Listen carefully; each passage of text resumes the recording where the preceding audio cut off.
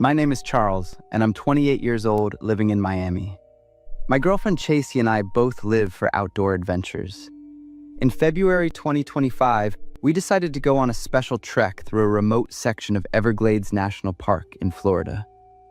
It was the perfect time of year. The weather was cool, and the mosquitoes weren't too bad yet. We set out early on a Saturday morning. We left our car at a small trailhead at the edge of the park with our backpacks full of dried food and essential gear. For safety, I also brought along my Glock 19 handgun. The first day was great. We spent the afternoon hiking down winding trails through palm forests and crossing dried-out marshlands. Chasey was having a blast, enjoying the peace and quiet away from the city. As the sun began to set, we decided to stop and set up camp. Instead of looking for an official park campsite, we found a dry patch of ground tucked between some palm trees in the swamp. It was a perfect, primitive spot to enjoy the total silence of nature. I pitched the tent while Chasey whipped up a simple dinner. We ate, talked about our future plans, and crawled into our sleeping bags around 10 p.m. I'm not sure how much time had passed when Chasey suddenly woke me up. She was panicking. Charles, wake up! Someone is out there!" I was wide awake in an instant. Chasey was gripping my arm, her eyes wide with pure terror. I held my breath and listened. At first, it was just the wind through the palm fronds, but then I heard a sound that made my blood run cold. It was the sound of something sharp, maybe a knife or a sharpened stick, slowly dragging along the side of the tent fabric. Right after that, I heard the unmistakable crunch of footsteps on dry branches. This wasn't a bear or a panther. That steady rhythm was definitely human. I reached for my Glock and racked the slide as quietly as I could. "Who's out there? I have a gun! Stay back!" I yelled. There were a few seconds of terrifying silence. Then, I shined my flashlight toward the front of the tent. Through the thin fabric, I saw two silhouettes. They were standing right outside. As soon as the light hit them, both figures bolted, running in opposite directions into the brush. Chasey and I sat frozen in the tent, listening to every tiny noise. I kept my finger near the trigger, ready for anything. It took a long time before we could even breathe normally. We didn't sleep another wink and waited for the first sign of dawn. When the sun finally came up, I worked up the courage to unzip the tent and step outside. We checked the perimeter of our camp and found dozens of boot prints pressed deep into the soft mud around the tent. Someone had been circling us all night, just watching. After a quick talk, we decided to stick to our planned route, but move as fast as possible. We figured it was safer to keep moving toward the exit than to stay put, though we felt like eyes were on us the entire time. By late afternoon, we found a small limestone overhang near the edge of the swamp. It was a good spot because our backs were protected by a rock wall, so no one could sneak up from behind. I told myself I'd stay awake to keep watch for Chasey, but the exhaustion from the long hike finally won, and I drifted off into a deep sleep. I jolted awake to the sound of metal clanking. Someone was digging through our food bags outside the tent. Looking through a small gap in the zipper, I saw the silhouette of a thin man hunched over our gear. "I have a gun! Get out of here!" I roared and lunged out of the tent. The man dropped the bag and vanished into the darkness like a ghost. Chasey ran out behind me with a flashlight.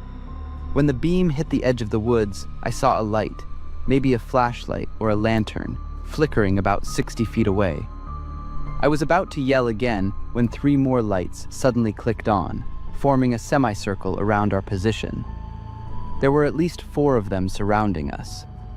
"We're leaving right now," I told Chasey. We didn't waste a second.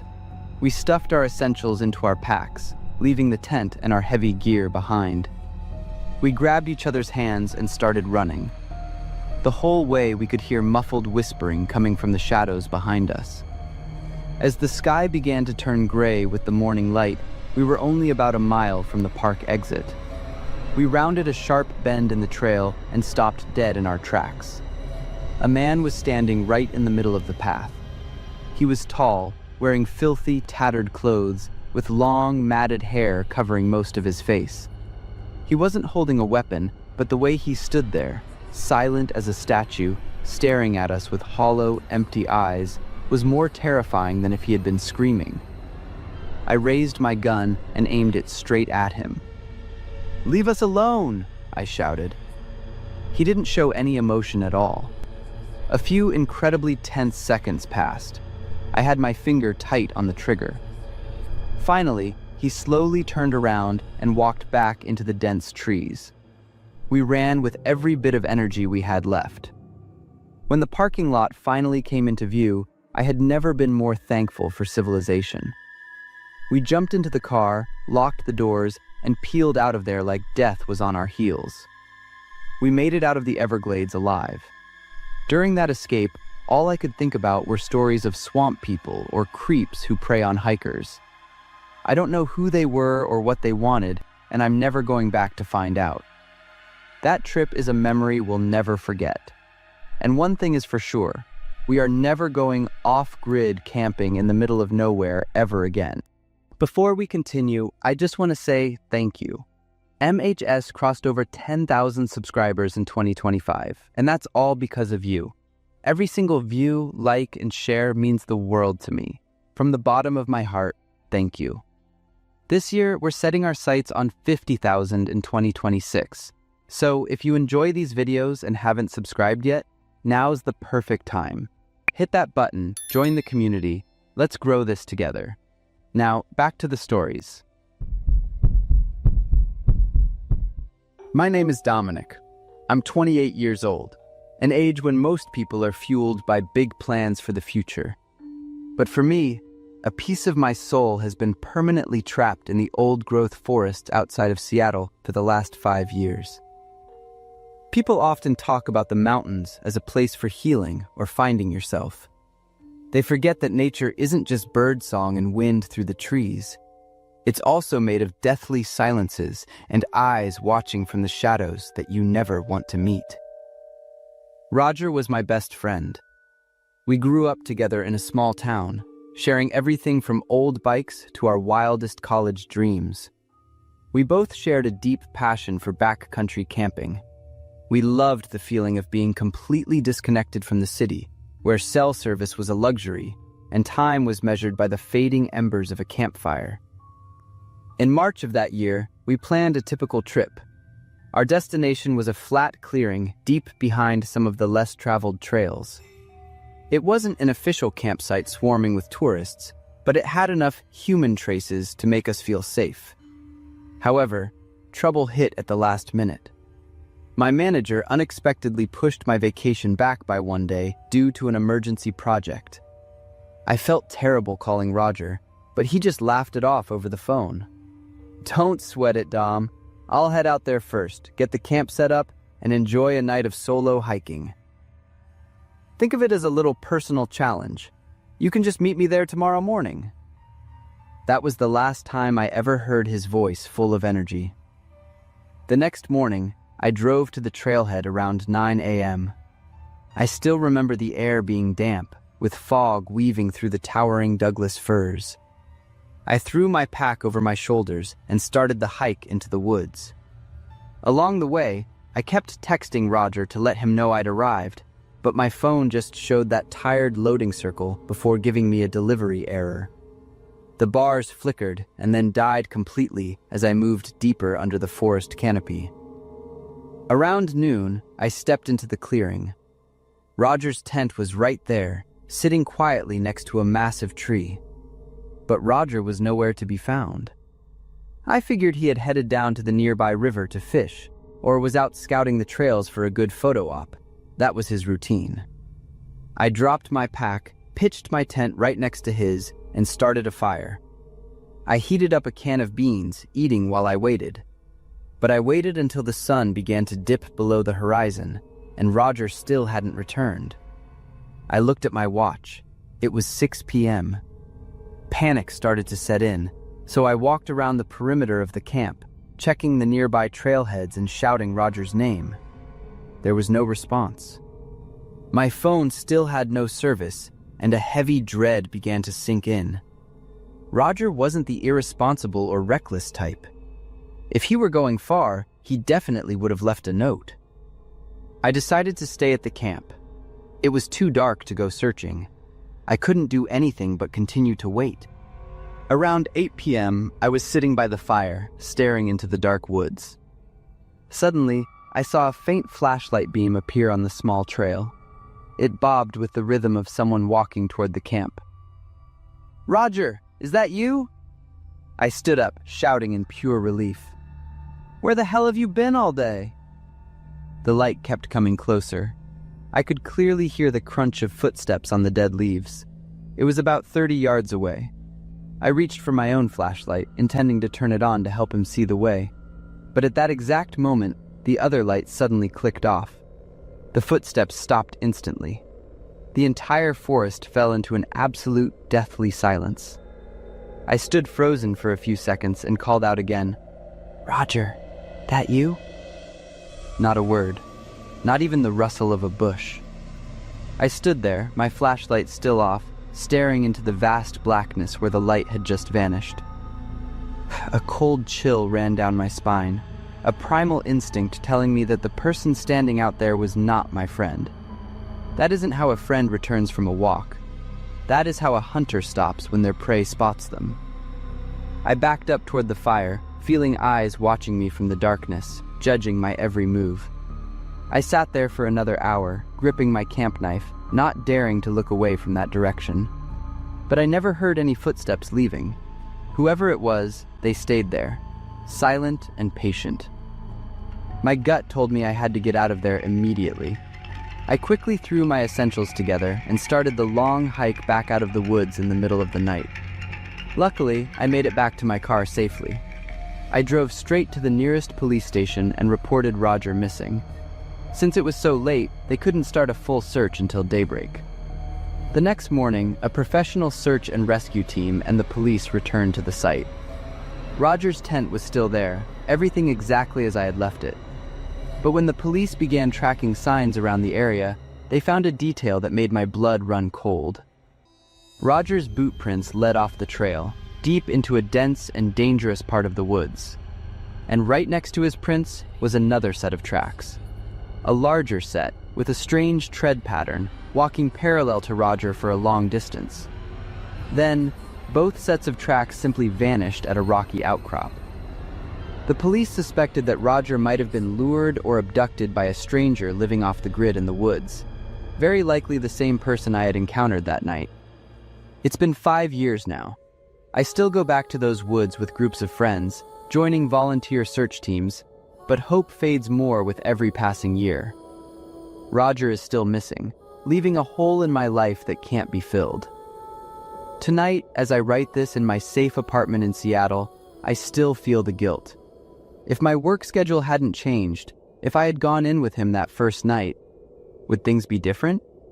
Or would the police have found 3 sets of footprints walking into the woods instead of 2? Maybe the fact that I was a day late is the only reason I'm still here to tell the story. My name is Otis, and I'm 27. 5 years ago, it felt like my entire life was falling apart. I lost my job and went through a messy breakup at the exact same time. Unemployed, heartbroken, and feeling suffocated by the city, I decided to go on a spontaneous healing trip. I picked a state park about 3 hours away, famous for its massive pine forests and absolute silence. Even though I had never gone camping alone, I spent a week watching survival videos online. I was confident I was prepared enough to handle Mother Nature. But I was wrong. Nature wasn't the scariest thing in those woods. I reached the campsite late in the afternoon. The February air was biting cold, but the physical work felt good. I picked a relatively open spot near a small creek, far enough from the main trail to have some privacy. Since it was my first time solo, I was a bit obsessed with safety. I pitched my tent between 2 large trees and meticulously ran a thin paracord around the perimeter of my camp as a security fence. I attached small tripwire bells to the cord so that if a bear or any large animal wandered through, the jingling would wake me up. Just as I finished setting up and started prepping dinner, the alarm bells rang. I jumped up and rushed out to check, but I didn't see anything unusual. Probably just a squirrel that got spooked by the noise, I told myself, and went back to work. The rest of the afternoon was relaxing. I watched the sunset and listened to the birds and the rustle of dry leaves. It was the first time in months I felt at peace.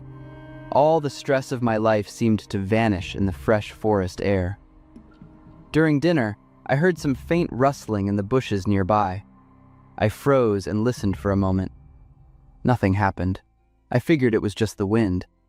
But then, a massive howl echoed from somewhere deep in the forest. I bolted upright. The sound was so strange it sent a chill down my spine. It was loud and bounced off the rock faces, but it didn't sound like a wolf or any animal I'd ever heard on TV. I sat perfectly still, my body tense, waiting. When nothing else happened, I tried to relax, thinking it was just some weird local wildlife. After dinner, I needed to use the restroom. I grabbed my flashlight and walked further from camp than I intended. When I shined the light on the ground, I suddenly saw a faint boot print that definitely wasn't mine. The shoe size was huge. In my blind optimism, I thought, must be from a previous camper. But the truth was, I was starting to panic. While trying to head back to camp, I realized I had lost my bearings. My flashlight swept over trees that all looked exactly the same. The wine I'd had with dinner made my head feel a bit fuzzy. The more I walked, the further away the sound of the creek became. I should have hit my tripwire by now, but there was nothing. I didn't want to wander aimlessly in the dark and get even more lost. Instead, I decided to find a spot to hunker down for the night. Luckily, I was dressed warmly in a heavy jacket and gloves. I found a spot behind a large boulder that blocked the wind and kept me out of sight. I huddled behind that rock, hugging myself to stay warm. The woods were so quiet that every tiny snap of a twig sounded like a gunshot. Then, I heard that strange sound again, a mix of a hiss and a howl. It gave me goosebumps. I prayed that whatever was out there wouldn't find me. Terrified, I stayed awake most of the night, only drifting off for a bit toward dawn when my body finally gave out.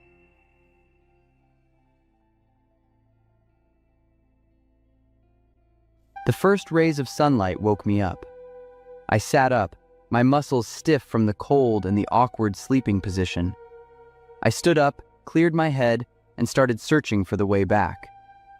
After about 20 minutes of wandering, I finally hit a marked trail.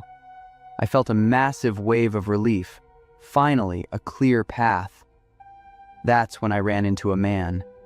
He was tall and thin, maybe in his late 40s, with a scruffy gray beard and a faded bucket hat.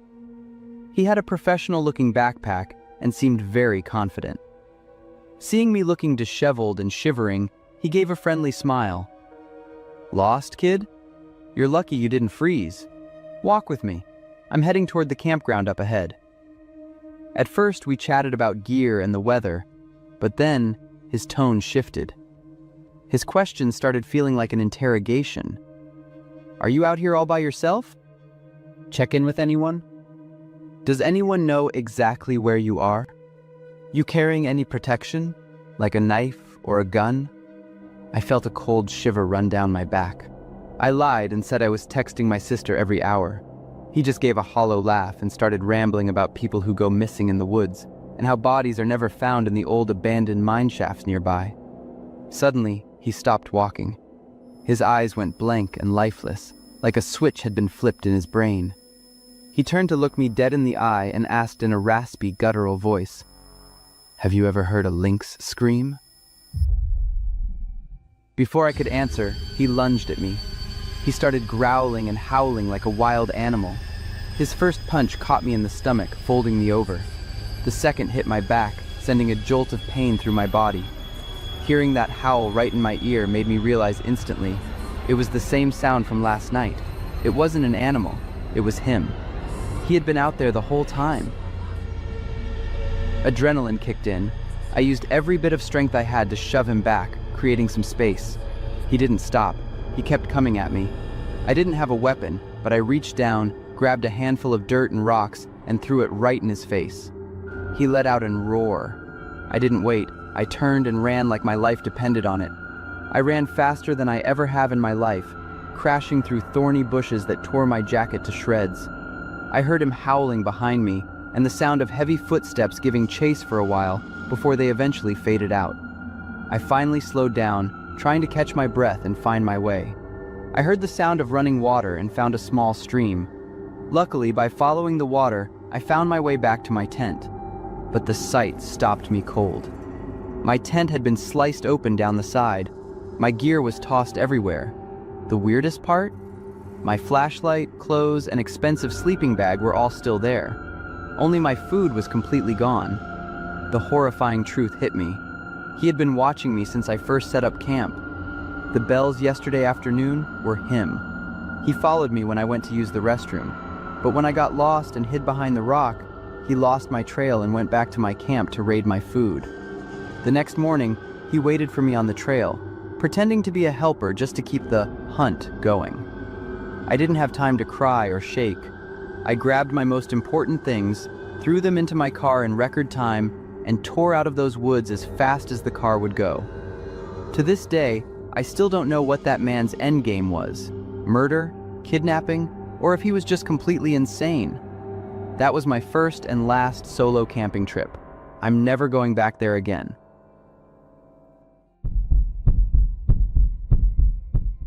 David and I have been friends since our freshman year of college. Since then, camping has become an annual tradition for us. Usually we go in the spring when it's just warm enough to sleep outside without the biting cold. We grab our backpacks and leave the city for a few days. We never have fancy plans. We just pitch a tent, build a fire, drink a few beers, and talk about everything under the sun. 2 years ago, when we were both 28, we chose a wilderness campsite about a 2-hour drive from the city. The original plan was to stay for 1 or 2 nights. We set up our camp in a clearing near the edge of the woods. It was about a 10-minute walk from the main hiking trail. The first day went perfectly. The fresh air felt amazing. We both felt so relaxed that we decided to stay an extra night. On the afternoon of the second day, David said he was going to gather some extra firewood for the night. He's an experienced outdoorsman and has been hiking in the woods since he was a kid. He grabbed a small canvas bag and headed toward the tree line behind our camp, eventually disappearing behind the thick brush. I stayed behind to prep dinner, light the small stove, and check our water supply. At first, I didn't pay much attention to the time. It wasn't until dinner was almost ready and the light in the forest began to fade that I realized David wasn't back yet. I looked toward the spot where he entered the woods and figured he just went a little deeper to find the good wood. The sun went down faster than I expected. Nearly 2 hours had passed since David left camp, and I started to feel uneasy. My anxiety grew with every minute of silence. Our phones didn't have service, and David hadn't even taken his with him anyway. I stood up and called his name a few times. I walked to the edge of the woods, straining to see a flashlight or hear a response. I turned on the high-powered tactical flashlight I brought for emergencies and swept the beam across the dark tree trunks. I waited and watched, but there was no sign of him. About 3 hours after he left, while I was pacing near the tree line listening for any unusual sounds, a massive bang echoed through the forest. I jumped, my eyes fixed on the darkness. I was certain it was a gunshot. There was no mistaking that sound. After the shot, the forest went dead silent, as if nothing had ever happened. I stood frozen for several seconds. My heart was pounding so hard I could hear it in my ears. We didn't bring any guns on this trip. I was positive about that. That thought looped in my head as I stared into the blackness. I was completely panicked and had no idea what to do next. Part of me wanted to go find him, but I was terrified of what I might find. There was definitely someone with a gun out there. I wondered if I should leave to get help, but David was still out there. I didn't know if he was okay, and I couldn't just leave him alone. I was pacing and losing my mind. About 10 minutes later, I heard the sound of frantic footsteps running toward me. I instinctively aimed my flashlight at the noise. As soon as the light hit the edge of the woods, David burst through the trees and ran straight for me. I was startled, but I felt a huge wave of relief. Then, I realized something was wrong. David was gasping for air and stumbling. His shirt was torn at the shoulder, a long scratch ran down his arm, and his hair was messy with dead leaves and dirt. His face was ghostly pale. His eyes were wide with pure terror, darting around frantically, unable to focus on any one spot. "We need to leave right now," David whispered, his voice cracking. Seeing him like that, I didn't ask questions. I started packing immediately. David was incredibly frantic, moving with a desperate speed and constantly telling me to hurry. He only grabbed his phone and his backpack. "Hurry up, leave it, we don't need that stuff anymore," David kept snapping at me. I threw some dirt on the fire, left the tent and the rest of our gear behind, and grabbed my bag. We followed the trail back to the parking lot by flashlight. During the 20-minute walk, David didn't say a single word. He drove like a madman, flying over the bumpy dirt road until we hit the main highway. "Slow down, David, this is dangerous," I kept telling him, but he seemed like he couldn't even hear me. Only when the streetlights of the first town appeared did David finally slow down. He let out a long, shaky breath, though his knuckles were still white from gripping the steering wheel so hard. "A man," David finally said, his voice still trembling. He stepped out from behind some bushes. He wasn't a ranger. He had a gun and pointed it right at my chest. He motioned for me to go deeper into the woods. He didn't say a word. He just used the barrel of the gun to poke me in the back. "What did he want? Money? What was he going to do to you?" I asked quickly. David shook his head, his eyes going cold and mysterious for a split second. "I don't know. He just stayed silent and forced me to walk. Eventually, he got distracted, and I used every bit of strength I had to shove him down and run for my life." The story ended there, but there was a huge hole in it that I couldn't ignore. "What about the gunshot, David? I heard a shot right before you came back." David turned to look at me, his eyes dark. He went silent for a long moment, then shook his head firmly. "There was no gunshot. You must have misheard." I sat there confused, not knowing whether to believe my best friend or my own ears.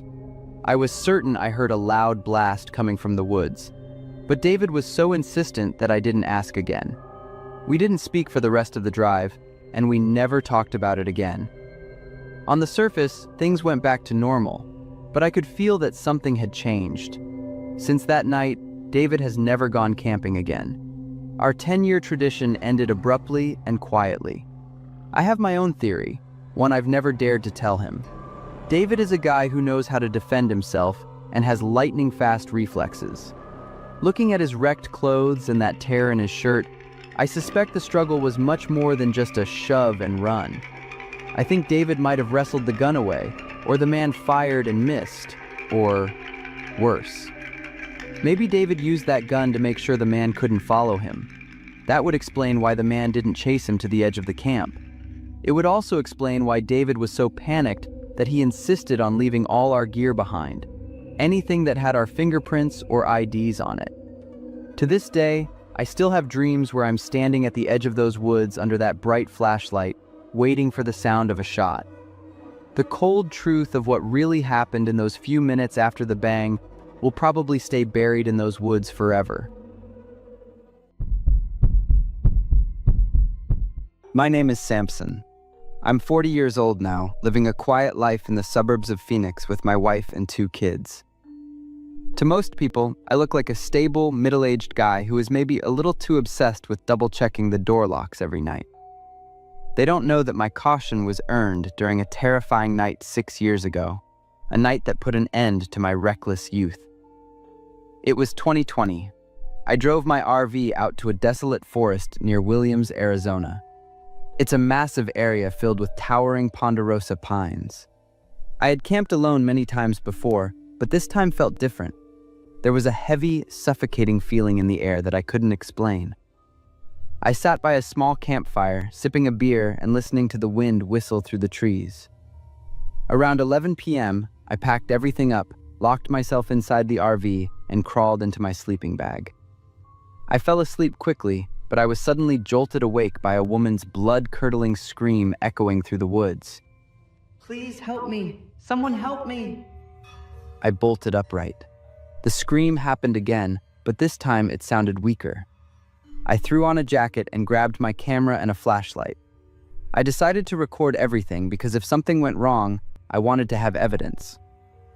When I stepped out of the RV, the biting night air cleared my head instantly. I swept my flashlight around the campsite. "Is anyone there?" I called out. No one answered. I walked slowly toward the direction of the sound. The thick trees looked like giant ghosts under my flashlight beam. Every step I took on the dry pine needles made a loud crunching noise. I pushed deeper into the woods, keeping my eyes locked on the darkness ahead. Then, out of nowhere, I saw a man. He was standing in a cluster of pines quite a distance away. He wasn't moving at all. "Hey, did you hear that screaming?" I shouted. He didn't say a word. He just stood there like a statue. Then, everything happened too fast. Bang! A gunshot ripped through the night. I didn't know where the bullet was aimed, but the heat and the deafening sound were so close that my survival instinct took over. Pure panic set in. I turned and ran for my life back toward the RV. I lunged inside, slammed every lock I could find, and collapsed on the floor, gasping for air. A heavy, terrifying silence filled the vehicle. I turned off all the lights, gripped a hunting knife, and held my breath to listen. Then, the noises started. At first, it was just footsteps circling the RV. I stood frozen, my hand tight around the knife handle, staring at the front door. But then I heard a metallic creaking sound coming from underneath the floor, right where the storage bay was. My RV had a large storage compartment built into the belly of the vehicle. It could be opened from the outside with a metal latch. I stood there, paralyzed with fear. He was right underneath me, separated only by a thin, hollow floorboard. If he managed to pry that bay open from the outside, one hard kick would break through the floor. The thought made me want to scream. The creaking continued, as if he were testing different angles. I could hear his heavy, ragged breathing. I squeezed the knife until my knuckles turned white. I didn't know what to do. Should I start the engine and floor it? But he was right under the wheels. I needed to call the police, but there was no signal. This part of the forest was way too remote. Suddenly, the noise stopped. There was a long, agonizing silence. I strained my ears to hear anything. Then, the whole RV suddenly rocked. He was shoving the storage bay door upward with all his might, trying to create enough of a gap to crawl through. I backed away toward the rear of the van, the knife shaking in my hand. And then, a miracle happened. The RV's anti-theft alarm went off. I don't even remember turning it on, but it started blaring. The high-pitched, ear-piercing siren screamed through the forest. The signal light started flashing over and over. The banging under the floor stopped instantly. I heard footsteps sprinting away, fast and frantic. He was running. I stood there, trembling uncontrollably, while the alarm continued to wail. It took me several minutes to gather enough courage to turn the system off. When the silence returned, I still didn't dare open the door. I waited until the sun came up, started the engine, and drove straight out of the forest. I didn't stop until I reached a crowded area where I finally felt safe. When I got home, I watched the footage on my camera hundreds of times. In the blurry light and the shaking of my flight, the man was just a dark shadow. No face, no name. Was the woman's scream real, or was it just a trap to lure me out of the van? I'll never know. That night changed me forever. I never go camping alone anymore. I gave up the solitary wandering and the thrill of danger that I used to love. At 40, I choose a quiet life with my family. The safety I used to find boring is now the thing I cherish most. My name is Jim. I'm 32 years old, and I live and work in Portland. If you had asked me about ghosts or the supernatural a few years ago, I would have just laughed. I used to think that stuff was just for people with overactive imaginations or cheap horror movies. I'm an engineer. I believe in things you can measure, see, and touch. But this experience changed everything for me. 6 years ago, I was going through a rough patch after losing my job. My best friend from college, Owen, is a huge camping nut. He begged me to go on a 2-night trip into the snowy woods with him. I usually hate sleeping in a thin tent in the middle of nowhere, but Owen was persistent. He promised it would be a healing space for me, so I finally agreed. The campsite Owen picked was deep in the forest, but luckily it wasn't as isolated as I feared. It was a well-managed park with clear plots, and there were plenty of families around. Seeing other people and the flickering lantern lights from nearby tents made a nervous guy like me feel a lot safer. On the first night, light snow started to fall. We started the campfire and began grilling some BBQ. The smell of the food and the warmth of the wine actually helped me relax. While I was sitting there, sipping my drink, my eyes wandered to the campsite directly across from ours, maybe 30 feet away. It was a family of 4. The dad was busy at the grill, and the mom was setting the table and fussing over a little boy who looked about 5. Standing right next to the boy was a girl, maybe 6 or 7 years old. She was wearing a thin, light pink sweater, totally inappropriate for the freezing temperatures of a snowy forest. She stood perfectly still, like a statue, with her eyes wide open, staring intently at her little brother while he ate. What struck me as bizarre was how much the parents ignored her. They didn't talk to her, didn't offer her a bite of food, and didn't even look in her direction once. After a few minutes, the girl quietly walked into their tent by herself. No one in the family reacted. I figured she was throwing a tantrum or had just been scolded, and that's why she was acting that way. I went back to my own meal. I slept great that night and woke up early the next morning. I stepped out of the tent, took a breath of the crisp morning air, and looked over at the neighbor's camp. The family was up and getting breakfast ready, but I didn't see the little girl. I wondered if she had made up with her parents yet. On my way to the restroom, I had to walk past their tent. I couldn't help myself. I was curious. I took a quick peek through the thin mesh of their tent window. The girl was still inside. She was sitting there, eyes wide, staring straight at the door. She didn't move at all. She looked like a wax figure. I couldn't hold it in anymore. I walked up to the father while he was messing with a coffee pot. After some awkward small talk, I got straight to the point. "Hey man, is your daughter okay? I've noticed she's been in the tent since last night and hasn't come out yet." The man's face went blank. His voice was cold and flat when he replied, "What are you talking about? What girl?" I froze. I felt a surge of anger and snapped, "The girl in the tent! You guys have been ignoring her since yesterday. Don't you feel bad for her?" The mother gasped, her face turning pale. The father looked genuinely confused. Without saying another word, he marched over to the tent and ripped the flap open to end the argument. I looked inside and my heart stopped. The tent was empty. But she had been right there just seconds ago. I knew I hadn't imagined it.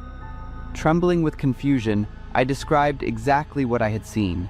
The light pink sweater, the blonde shoulder-length hair, and that vacant, motionless stare. I was getting loud because I was losing my cool. Our heated conversation drew a crowd, and Owen came running over. He looked at me, then at the family, clearly not understanding the drama.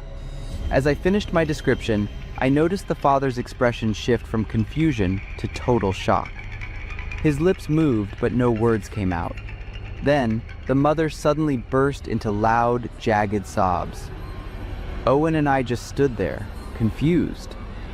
"Savia, so she's still here with us," the mother choked out through her tears. In that heavy, grief-stricken silence, they told us the truth. Xavia was their oldest daughter. She had passed away in an accident 2 years ago.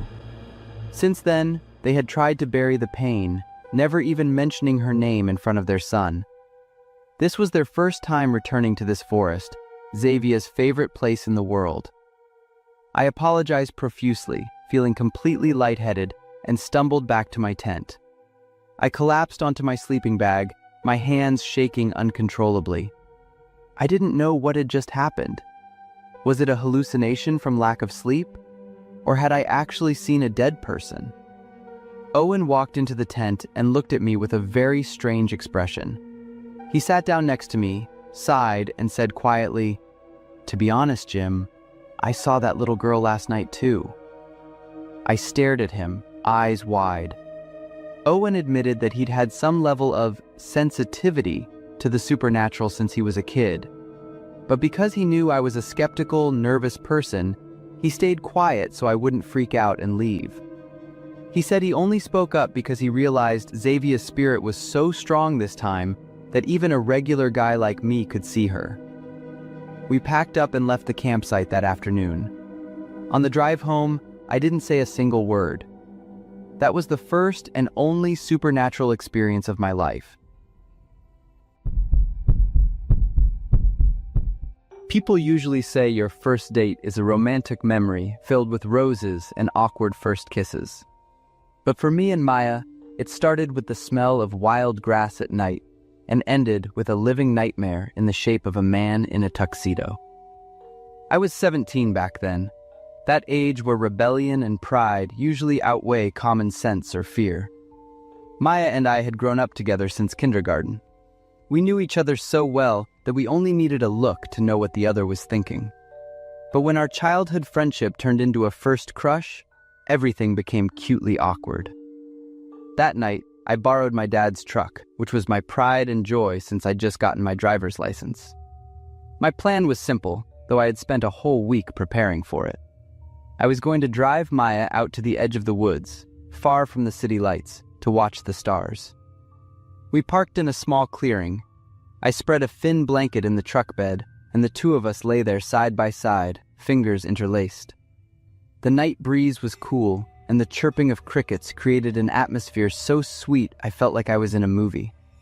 We talked about everything under the sun, occasionally catching each other's eyes and giggling. Right when things were getting really romantic, Maya suddenly sat up. I thought she was about to say something sweet, but her face suddenly looked tense. "Finn, I really have to go to the bathroom." I paused for a second and then laughed to ease her embarrassment. "All right, I'll walk you over to those bushes." We walked toward the edge of the forest. Maya chose a large, secluded cluster of bushes, while I stood about 30 feet away with my back turned to give her some privacy.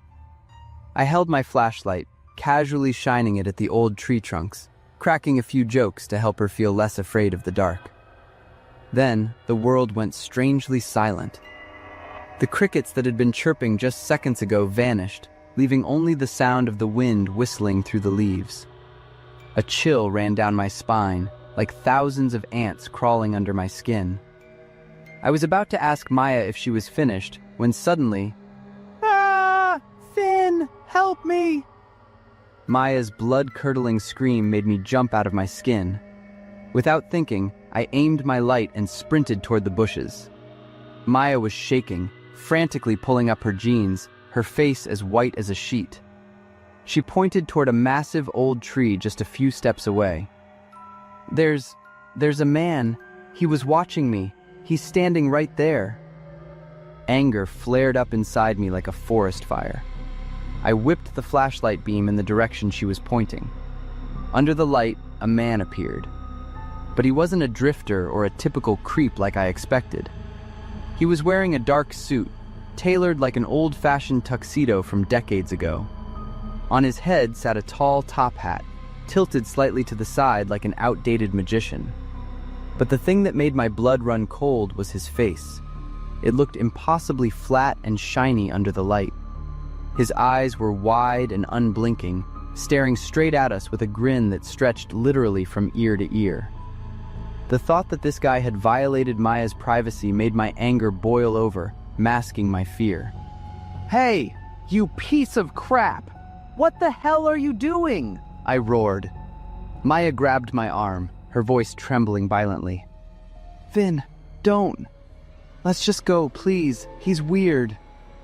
Her fear only sent my adrenaline through the roof. With the typical hot-headedness of a 17-year-old, I brushed her hand off and charged at the man. He started to move, and that was when the true terror began. He didn't turn around and run away. He started running backward. His legs moved with incredible speed, rhythmically and impossibly fast over the uneven forest floor.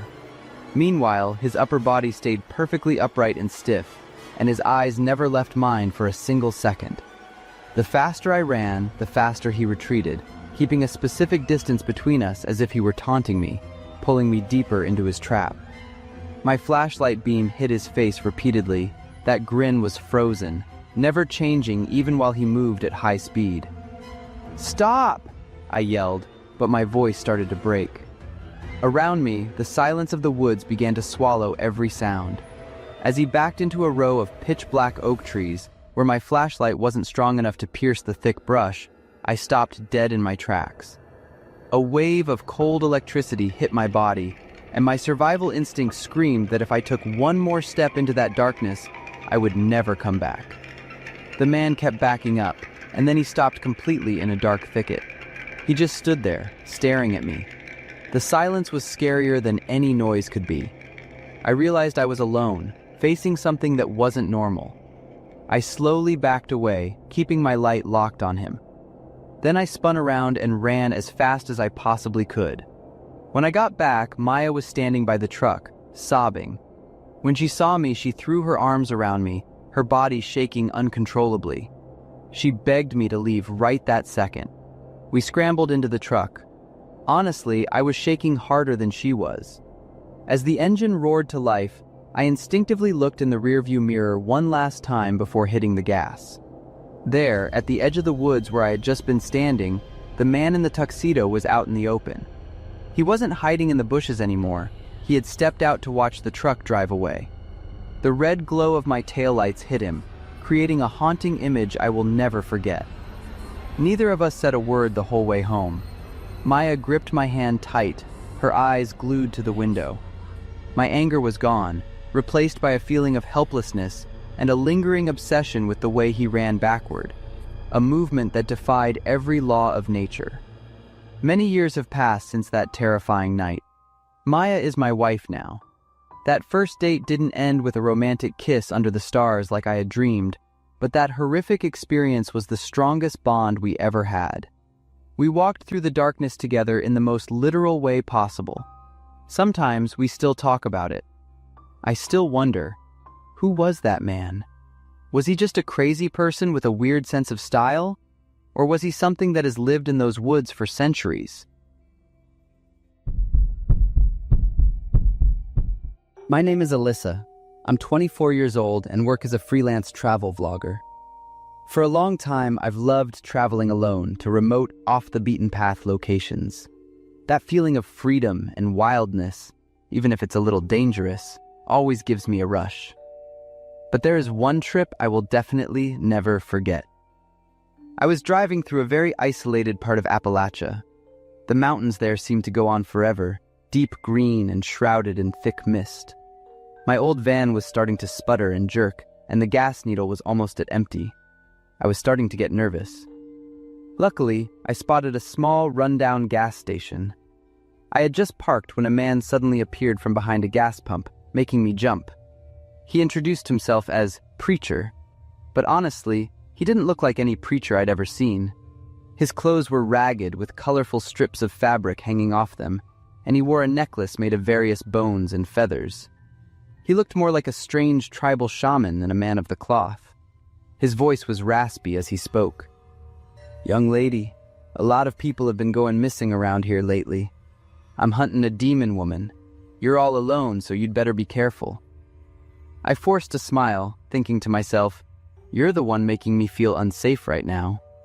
Before I could pull away, he reached out and said he wanted to give me something. It was a yellow rubber chicken. There was a piece of duct tape on its belly with the word "blessed" scribbled on it. "Use this when you meet danger," he said, looking at me with an incredibly serious expression. I tossed the chicken into my backpack, thinking of it as just a goofy toy, and drove away. Night fell incredibly fast. The fog became so thick that my van's headlights were practically useless. My GPS lost its signal, and I found myself lost among the ancient trees of the forest. Just as I was beginning to feel hopeless, an isolated log cabin appeared through the mist. I decided to knock and ask for a place to stay. An old woman opened the door with a smile so kind it was almost hard to believe. She excitedly agreed to let me stay the night. "My place is a bit of a mess, honey. Hope you don't mind," she said as she led me inside.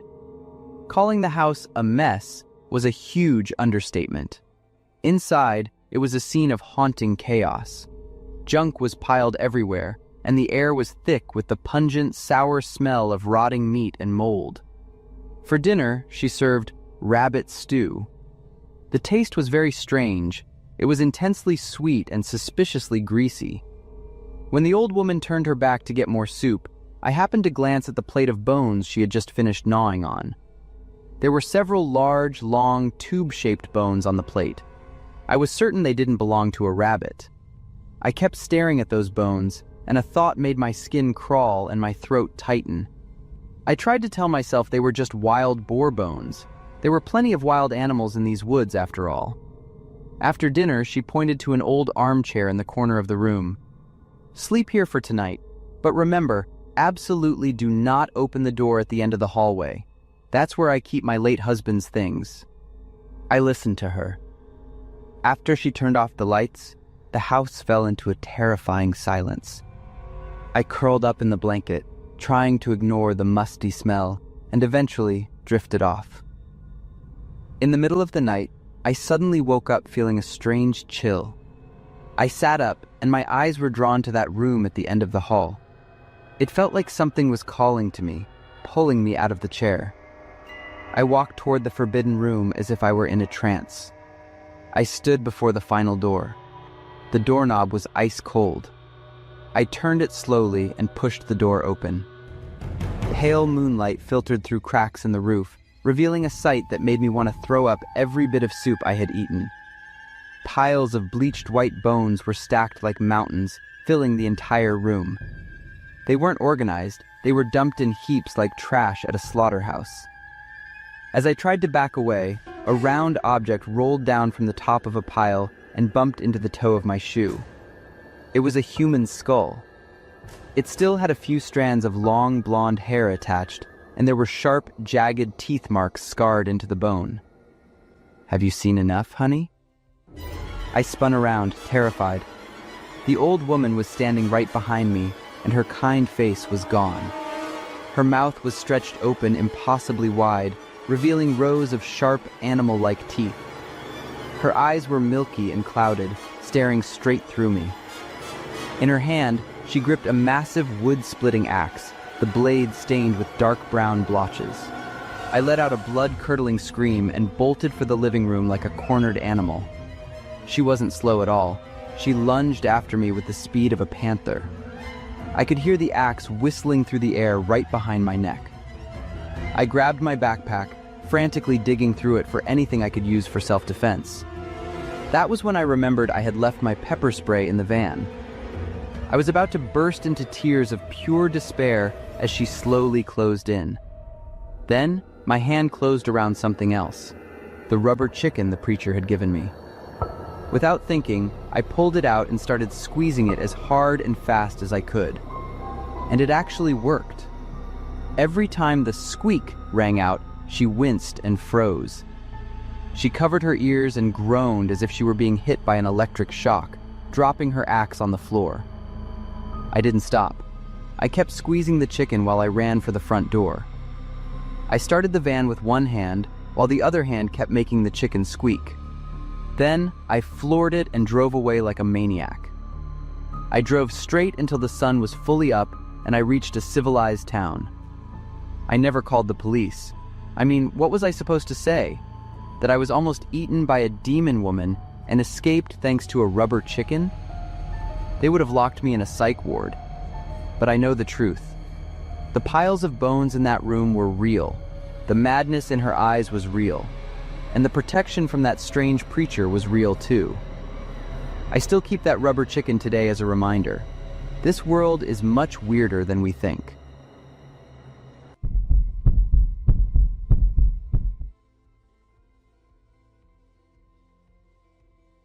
I am Ethan, a software engineer.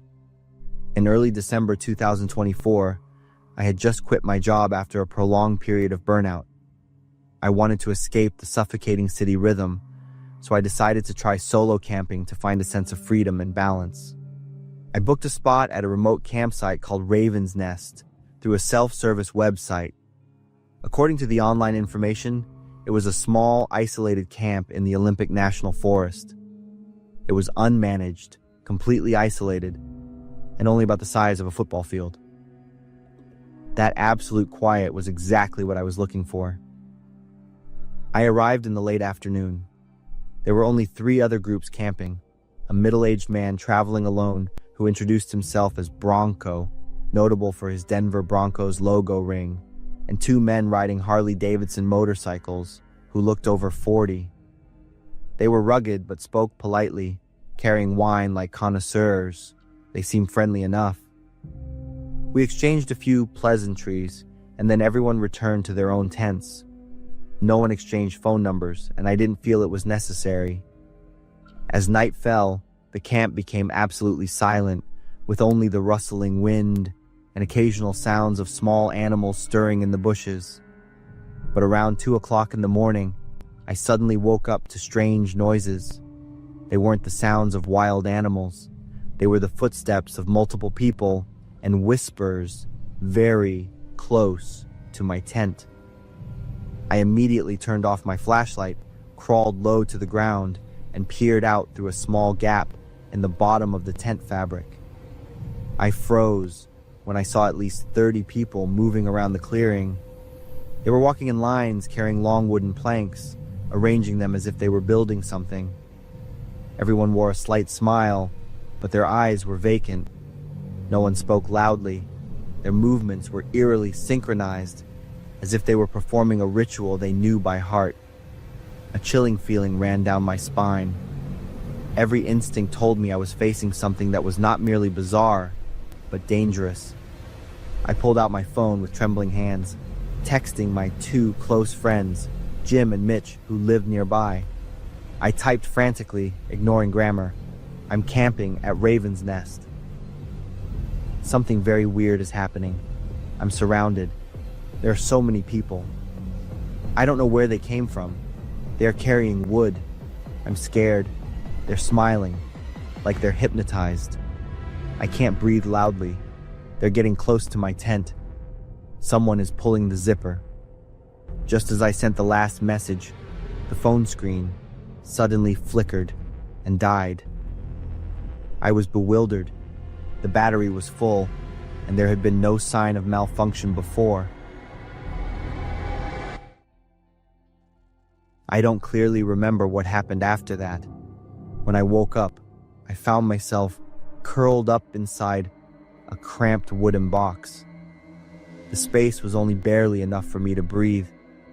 The gaps inside were packed with rocks, preventing me from moving my limbs. My entire body was freezing.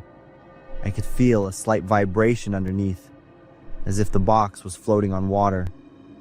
I tried to listen. Outside, there was the rhythmic sound of lapping waves. There was no light and no human sounds.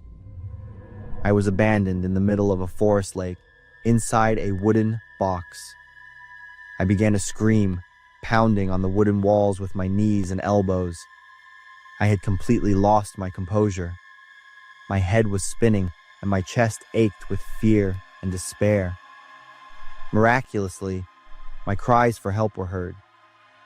Jim and Mitch, after receiving my texts, immediately set off in Mitch's pickup truck. They tracked my signal to a place called Echo Lake, a nearby campsite with a confusingly similar name. There, they found a group of people gathered around a huge bonfire, calling themselves the Meteor Watchers Society. Bronco's Harley and SUV were parked nearby, but I was nowhere to be found. No one claimed to know who I was. Sensing that something was deeply wrong, Jim suggested they split up to check the Nakiri Gorge area. a long closed canyon that had a trail connecting to Raven's Nest. It was there that they heard the screams coming from the direction of the lake. Mitch jumped into an old wooden canoe near the dock. He paddled out to the middle of the lake where an object was floating. It was the wooden box I was trapped in. He used a utility knife to cut the ropes wrapped around the lid, then forced it open. I nearly tumbled out, soaking wet, crying, vomiting, my breath ragged from panic. We quickly returned to shore, but just as we got into the truck, two Harleys burst out of the woods and began tailing us closely. Jim yelled at Mitch to speed up. Mitch drove like a maniac on the bumpy trail, tires spitting out dirt and rocks, while the two men relentlessly chased us. It wasn't until we reached the main road and saw the town lights that they finally gave up. The three of us drove straight to the nearest police station in Clallam County and reported the entire incident. During the days I spent recovering in the hospital, Jim and Mitch decided to do some digging. They found that Raven's Nest was just a temporary camping post that reopened near Nakiri Gorge, the site of a mass disappearance back in 2011. According to old records, the area was once the operational center of a cult called the Meteor Riders. This group operated cyclically with meteor showers, believing they had to sacrifice two lives.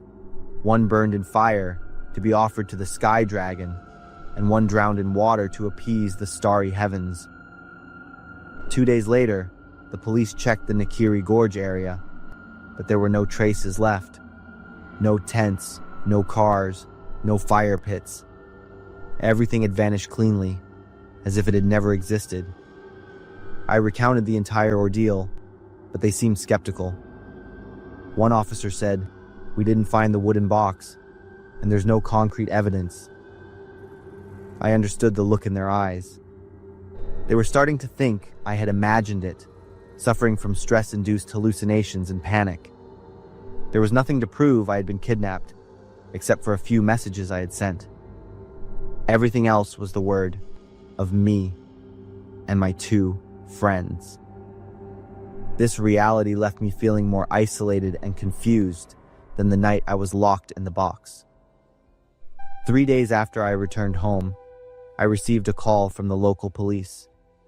They informed me they had found a charred human finger left in the ashes at the Echo Lake campsite. On the finger was the Bronco's ring that Bronco had been wearing when I met him. Jim sighed when he heard the news.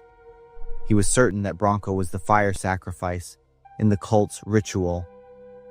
Mitch recalled that he had smelled burnt meat mixed with kerosene that day, but at the time, he just thought someone was grilling. I remembered before going to bed, the two bikers had invited Bronco and me to drink wine. I only took a sip, but Bronco finished the glass. Now I understood. The wine had been drugged. Bronco was sedated and burned alive. As for me, because I only drank a little, they took me for the water sacrifice by stuffing me into the wooden box and leaving me to drift on the lake. I thought I had escaped, but a month and a half later, I received a strange Christmas card. The card invited me to a free dinner at a hotel in Seattle. The sender was a company named Meteor 5. I stood in stunned silence. Meteor means star. I no longer had any doubt. The Meteor Riders were still alive, and they knew my home address. I started preparing to retreat from my old life. I sold my belongings, quit my job, and planned to leave the city. I wrote down everything that happened, not for sympathy, but as a warning. If someone invites you stargazing, camping, or to attend a free event, be cautious. Not all cults are just superstition. Some are organized crime. I escaped the wooden box in the lake, but I don't know if I can escape the Meteor Riders forever.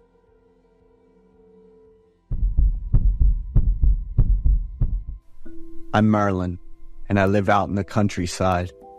It takes about 30 minutes to drive to the nearest town. But I don't feel lonely because I've got a group of friends, and we're really close. Samson and I are both single. Vincent and his wife, Gina, have been married for over a year. After graduating with a degree in biology, we headed to the countryside to work on an agricultural project, and it turned out to be really convenient. It was the weekend, and Samson came over to visit. He and I started hanging out more since Vincent needed to spend time with his family. "Are you still talking to Vincent?"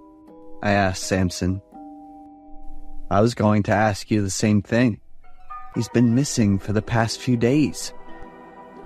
"He's got a family now, and if they have another kid, finishing the rest of the project is going to be tough for us." I made a little joke, and both Samson and I just burst out laughing. Suddenly, there was a knock on my door. But it wasn't just a regular knock. It was fast, strong, and urgent. Merlin, is Samson here? I need your help. Samson and I looked at each other in surprise. It was Gina, and her voice sounded distorted, like she had been crying. I opened the door, and Gina looked disheveled and smelled awful. I almost threw up. Her whole body was covered in dark red, and her neck and face had these red stains, like something had been splashed on her. Samson and I were shocked and asked Gina what had happened. Gina cried out, "Quickly, save Vincent! He... Samson and I immediately rushed to Vincent's house. It was less than a mile away. Inside the house, the scene looked like something straight out of a Japanese anime.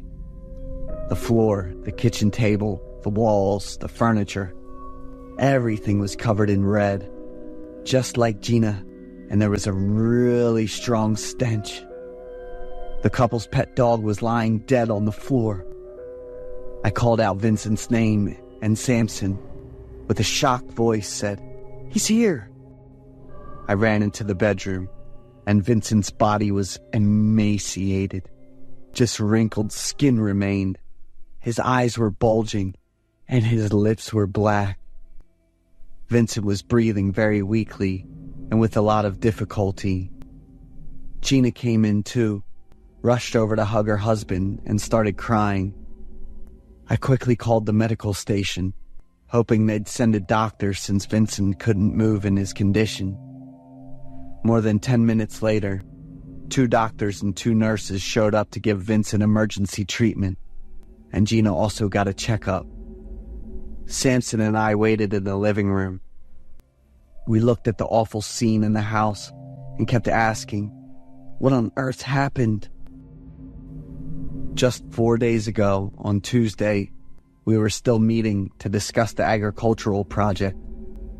Vincent was fine then. He was happily talking about his plans to have children. How could a tall, muscular guy end up like this in just a few days? After Gina was examined by the doctor and took her medicine, she came back to the living room, looking exhausted, crying, and telling us everything. On the afternoon of the 3rd day, Vincent told his wife he was going hunting in the forest and took the family's golden retriever with him. By 6 o'clock that evening, Gina still hadn't seen Vincent come back. She figured he might have wandered around a bit or gone to check on the project's nursery. At 6:30, the dog, looking panicked and barking nonstop, ran back home, but Vincent was nowhere to be found. The dog's behavior led Gina into the forest. After walking a short distance, Gina started to hear Vincent calling for help. He was stuck in a hole in the ground. According to Gina, the hole was pretty deep, with animal carcasses at the bottom and a terrible stench. After struggling for a while, Gina found a rock to help Vincent get up. Using both hands, he managed to swing up to the edge of the hole, and with Gina pulling him up, Vincent finally escaped after being stuck down there for over 3 hours. That night, Vincent went straight to bed after taking a shower, without having dinner. Gina thought it was because he had lost a lot of strength. Early the next morning, Vincent's strange behavior started. He didn't talk or react at all. He just lay on the bed staring at the ceiling. Vincent also didn't eat or drink anything for 2 days. But on the third and fourth days, Gina noticed that half of the food in the cupboard had gone missing. At first, she thought the dog might have eaten the food, but then she found trash bags and bones that Vincent had hidden under the bed. Vincent ate a lot. For most of those 2 days, he just kept eating and eating, but he vomited several times, and his body was visibly emaciated. Gina cried out. I suggested taking Vincent to the medical station, but he just sat there eating and looked at me with this lifeless gaze. Suddenly there was a loud crash, and Vincent screamed in pain. The three of us rushed into the bedroom. The doctors and nurses were standing in a corner of the room. Vincent was continuously vomiting red liquid, but this time it had horrifying creatures in it. They looked like maggots but were gray and larger. Vincent lay down on the bed, gradually fainted, and after examining him, the doctor said he had passed away. Samson and I looked at each other in shock, and Gina couldn't cry anymore and just collapsed. After Vincent's funeral, we asked Gina to take us to the hole where Vincent had fallen. Down there, we found a pile of animal carcasses, including deer, rabbits, and even wild boars. The stench and the countless wriggling gray maggots combined. Samson ran to get gasoline, poured it all down the hole, and set fire to everything. We couldn't accept Vincent's sudden and mysterious death. The forensics team took samples of Vincent's blood, flesh, and some of the gray maggots for further examination. Was it some kind of terrible parasite that we didn't know about? Almost a week after Vincent's funeral, Gina became apathetic and stopped talking to anyone. We hoped that Gina was just too sad about Vincent's death, and not that some kind of parasite was eating away at her.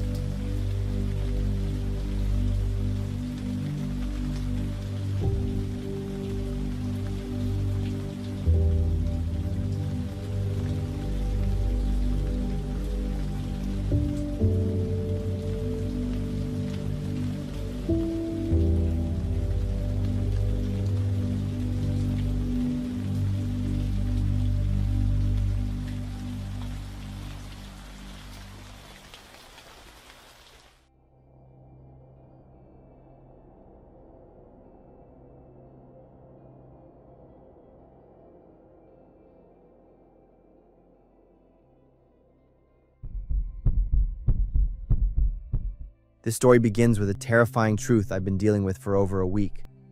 There is a dead body in my basement. It all started when I went down to the basement to do a load of dirty laundry. The moment I flipped the light switch, I was horrified to find a man dressed in a suit and tie lying face up in the middle of the floor. His hands were clasped together like he was praying, and there was a wound on his chest with a pool of blood spreading out. I couldn't move.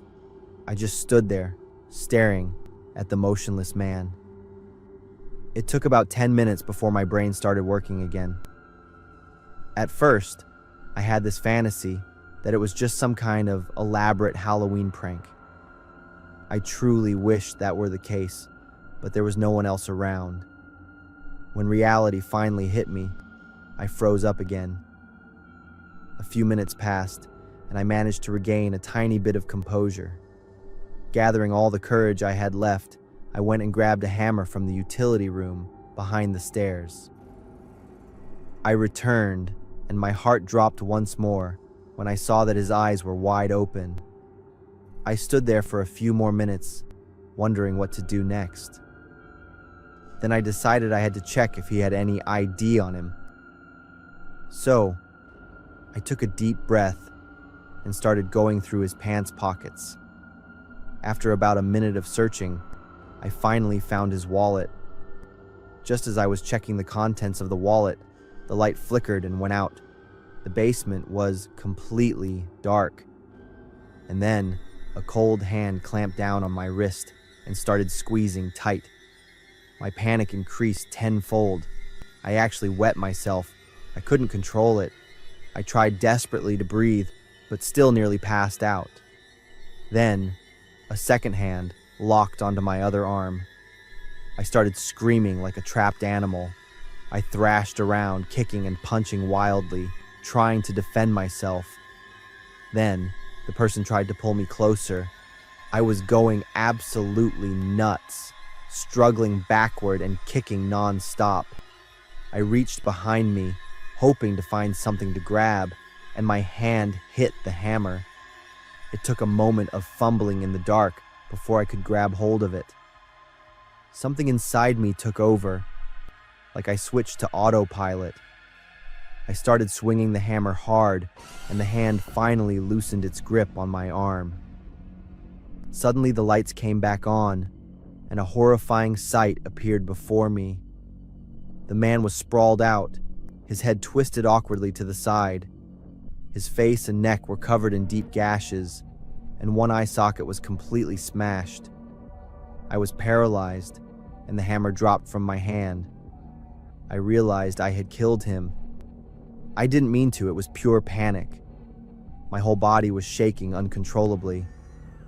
I was consumed by a single feeling, guilt. There are no words to describe the panic and torment that was choking me right then. I had become a killer. I left the basement, locked the door tight, and dragged a table and shelves in front of it to block the entrance. That's when I realized how much danger I was in. If I called the police, they would know I killed the man. A jail cell is the last place on earth I want to visit. The man has been down in the basement for a week now. There hasn't been a single news report about a missing man, so I figure he has no family. I'm thinking I have to get rid of the body. Thank goodness. I don't think I could keep pretending everything was normal if the police came knocking. This last week has truly been hell. The awful memory of smashing his head with the hammer keeps haunting me like a dripping faucet. I went to the hardware store and bought a handsaw, some large trash bags, black duct tape, and a protective suit. That's everything I need to execute my plan. It might take all night, but I shouldn't run into any major problems. I also searched online, which gave me a few ideas on how to dispose of the evidence, but I won't share those details. If everything goes according to this plan, I can get away with it, and over time, it will all fade away. That is the chilling story I read from the diary after I moved into this new house. I'm Alex, and I've been in this new house for 3 days and found the diary in the bedroom. I haven't been down to the basement yet. I haven't even checked or cleaned the entire house. I don't know if what's written in this diary is real or just a cruel joke. Either way, I'm absolutely terrified about finding out. What should I do now? I am seriously thinking about moving out immediately. Before we continue, I just want to say thank you. MHS crossed over 10,000 subscribers in 2025, and that's all because of you. Every single view, like, and share means the world to me. From the bottom of my heart, thank you. This year, we're setting our sights on 50,000 in 2026. So if you enjoy these videos and haven't subscribed yet, now's the perfect time. Hit that button, join the community, let's grow this together. Now, back to the stories. My name is Richard Brown. I am 45 years old now. When you reach middle age, you realize that some things you thought were forgotten are actually still right there, buried deep inside. There are mistakes that can't be erased, even if you spend your entire youth paying for them. And there is one person I still love deeply, even after being apart for 15 years. I moved back to this town after 15 years away. It all started when I stumbled upon the Instagram account of the woman I loved most, Elisa. My heart raced when I saw her picture. Elisa was just as beautiful as ever. I looked through all her posts and discovered she had never married. A crazy spark of hope lit up in my mind. Maybe she's still waiting for me. I didn't rush to see her right away. I returned like a stranger, quietly hanging out at old familiar street corners to gather news. I patiently waited for the perfect chance to approach her naturally. The first day I saw her again at a coffee shop, I was as nervous as a 19-year-old boy. After hesitating for a while, I gathered all my courage to walk up and start a conversation. But Elisa reacted with a look of total strangeness, which left me feeling completely crushed. Maybe time had changed my appearance too much. I realized I wasn't the handsome guy I used to be. I was wrinkled and my skin had grown dark. But my feelings for her hadn't changed for a single second. Seeing Elisa's confusion as she walked away only made me more determined to make her recognize me. That night, I went to Elisa's house. In my coat pocket was a silver necklace, a keepsake of our love that I had held onto for 15 years. When Elisa opened the door, the hallway light spilled out, showing her guarded expression. "Elisa, it's me," I whispered, holding the necklace out into the light. The silence that followed was suffocating. I saw Elisa's pupils shrink and her lips began to tremble violently. Then she gasped the name I had been longing to hear from her lips for so long. "Richard Brown?" I tried to step forward, wanting to hug her and make up for 15 years of being apart. But Elisa suddenly backed away as if she were looking at a monster that had just crawled out of the mud. There was no warmth, no happy tears. There was only pure horror and intense rage. "How dare you show your face here?" Elisa screamed.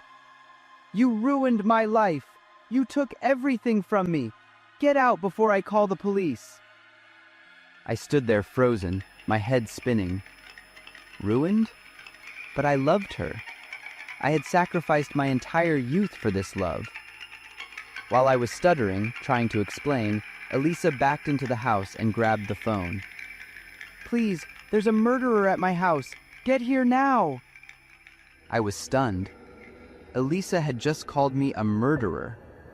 What could I have possibly done to deserve this much hate? The door slammed in my face. In a moment of pure desperation, I couldn't accept being cast away like a leper. I broke through the door, only wanting to hold her, to make her understand how much I had missed her. But Elisa panicked and ran toward the kitchen. I caught up and tried to grab her, and we began to struggle. In the chaos, she slipped on the tile floor. Her head hit the edge of the stone counter with a sickening thud, and she collapsed. Blood began to spread across the floor. I stood there, paralyzed. Elisa lay motionless in a pool of blood, the flickering kitchen light hitting her pale face. That sight was like a whirlwind that sucked me back to that haunting night years ago. The past came rushing back. It wasn't a story of a romantic, forbidden love. It was a bloody tragedy that I had painted over with the pink lies of my own denial. Back then, I was 19, poor, and full of resentment. Elisa's parents looked down on me, treating me like trash that wasn't worthy of touching their daughter's hem. That night, driven mad by longing and wounded pride, I broke into their house. Elisa's father was standing there in the dark with a gun in his hand. He gave me an ultimatum, threatening to shoot if I didn't disappear forever. In a fit of rage and fear, I lunged at him to grab the gun. A shot rang out, a fatal hit straight to his chest right in front of my eyes. When Elisa's mother ran downstairs screaming, I pushed her aside in a desperate attempt to escape. Her head hit the stone steps. Now, in this silent kitchen, Elisa lay still in the exact same way. The scene was a perfect, horrible copy of the tragedy from years ago. I wasn't the victim of a sad breakup. I was the monster who turned the life of the woman I loved into ashes. 15 years in prison wasn't the price I paid to come back and love her. It was the punishment for wiping out her family. And yet, I had the nerve to return, carrying that blood-stained silver necklace to beg for forgiveness. The police sirens echoed in the distance, getting louder and closer. I dropped to my knees beside Elisa, my shaking hands touching her cooling skin. I thought I had come back to start over, but it turns out I only came back to finish the devil's work. Emily stared out the window at the Appalachian Mountains, shrouded in mist. Her family had been staying at this mountain cabin for 3 weeks. The patches of eczema on her arms had faded quite a bit. When they first arrived, she really hated the place. She thought living here was like being isolated in the middle of the woods. She especially hated spending her whole summer here to treat her skin condition. Connor, Emily's 13-year-old brother, felt the same way. He constantly complained about being away from his video games and friends. But now, with only a week left before they went home, she felt a sense of loss. Emily had truly come to love the clean air and mornings filled only with bird calls instead of traffic noise. That evening, Emily's parents received a phone call that sounded very serious. The kids only saw them rush into their room to pack quickly. When they came out, their mom explained that her dad's best friend had passed away, and they had to drive down to the city that night to make it for the funeral the next morning. They would be back in just 2 days. Their mom gave Emily careful instructions about taking care of herself and looking out for her brother. To instill a sense of fear, and also as a precaution, she told the 2 kids a story. Deep in these Appalachian woods, people rumored there was a creature called Bigfoot. It wasn't just huge, it could also mimic noises and even human voices to trick people into opening their doors. Especially curious kids, she warned. So, no matter what you hear, you must not open the door. Your dad and I will open it ourselves when we get back. Emily and her brother promised they would follow their mother's instructions exactly.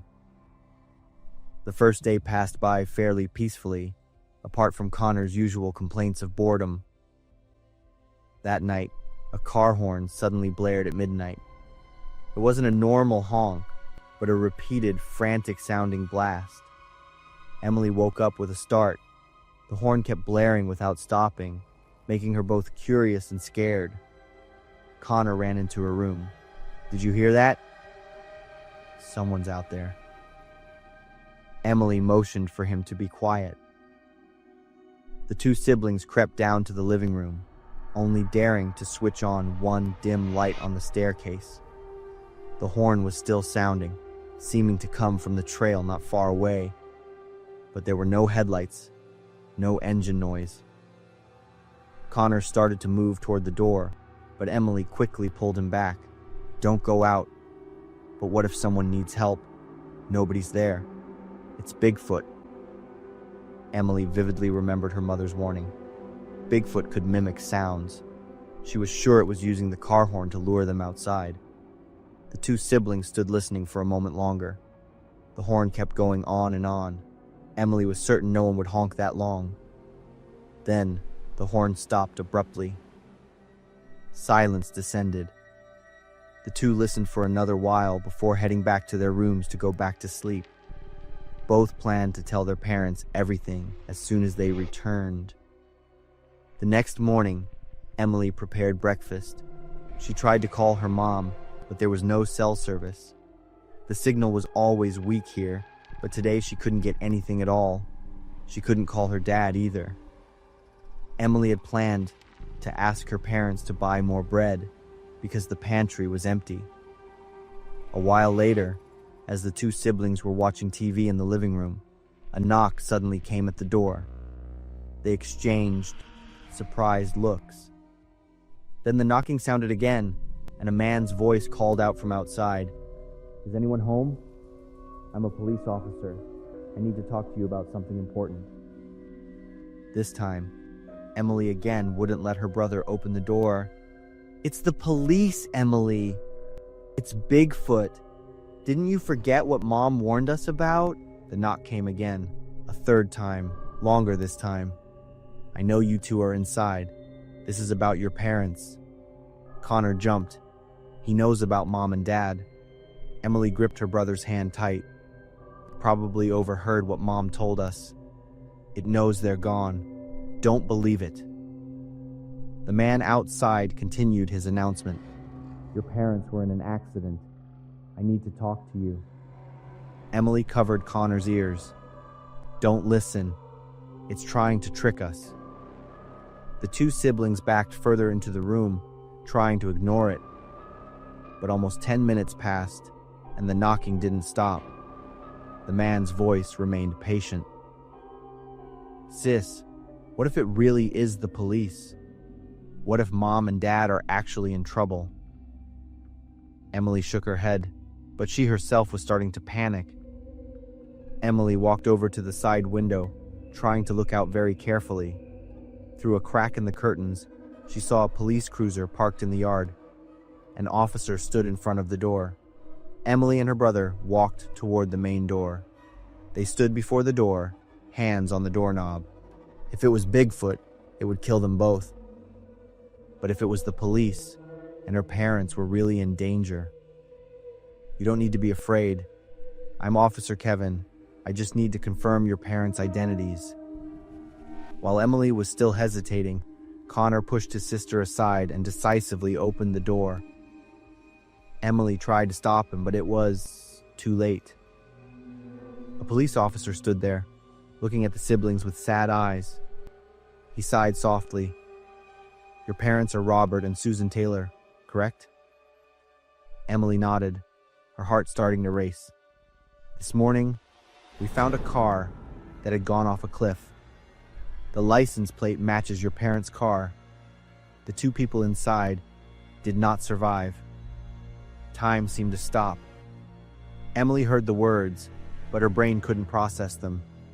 Connor clutched his sister's sleeve tightly. The officer continued, his voice slow and clear. "The accident happened about 1 o'clock last night. The car lost control and plunged into the ravine. 1 o'clock last night." Emily remembered the repeated car horn the two siblings had distinctly heard. So it wasn't Bigfoot. It wasn't the monster. It was Mom and Dad. Mom and Dad were trying to call for help. Emily burst into tears. Emily blamed herself. If the two of them had gone out to check, or quickly called the police, instead of just standing there listening, then her parents might have been saved. Emily thought she was so stupid. She was 15 years old. Why didn't she know how to handle something like this? Connor was wailing loudly. Emily was stunned. She just stared out at the Appalachian Mountains. Beautiful and brutal mountains. Her mother had told the story about Bigfoot to protect them, but that very story had killed two people. There was no monster. Only fear had just stolen Emily's and her brother's parents.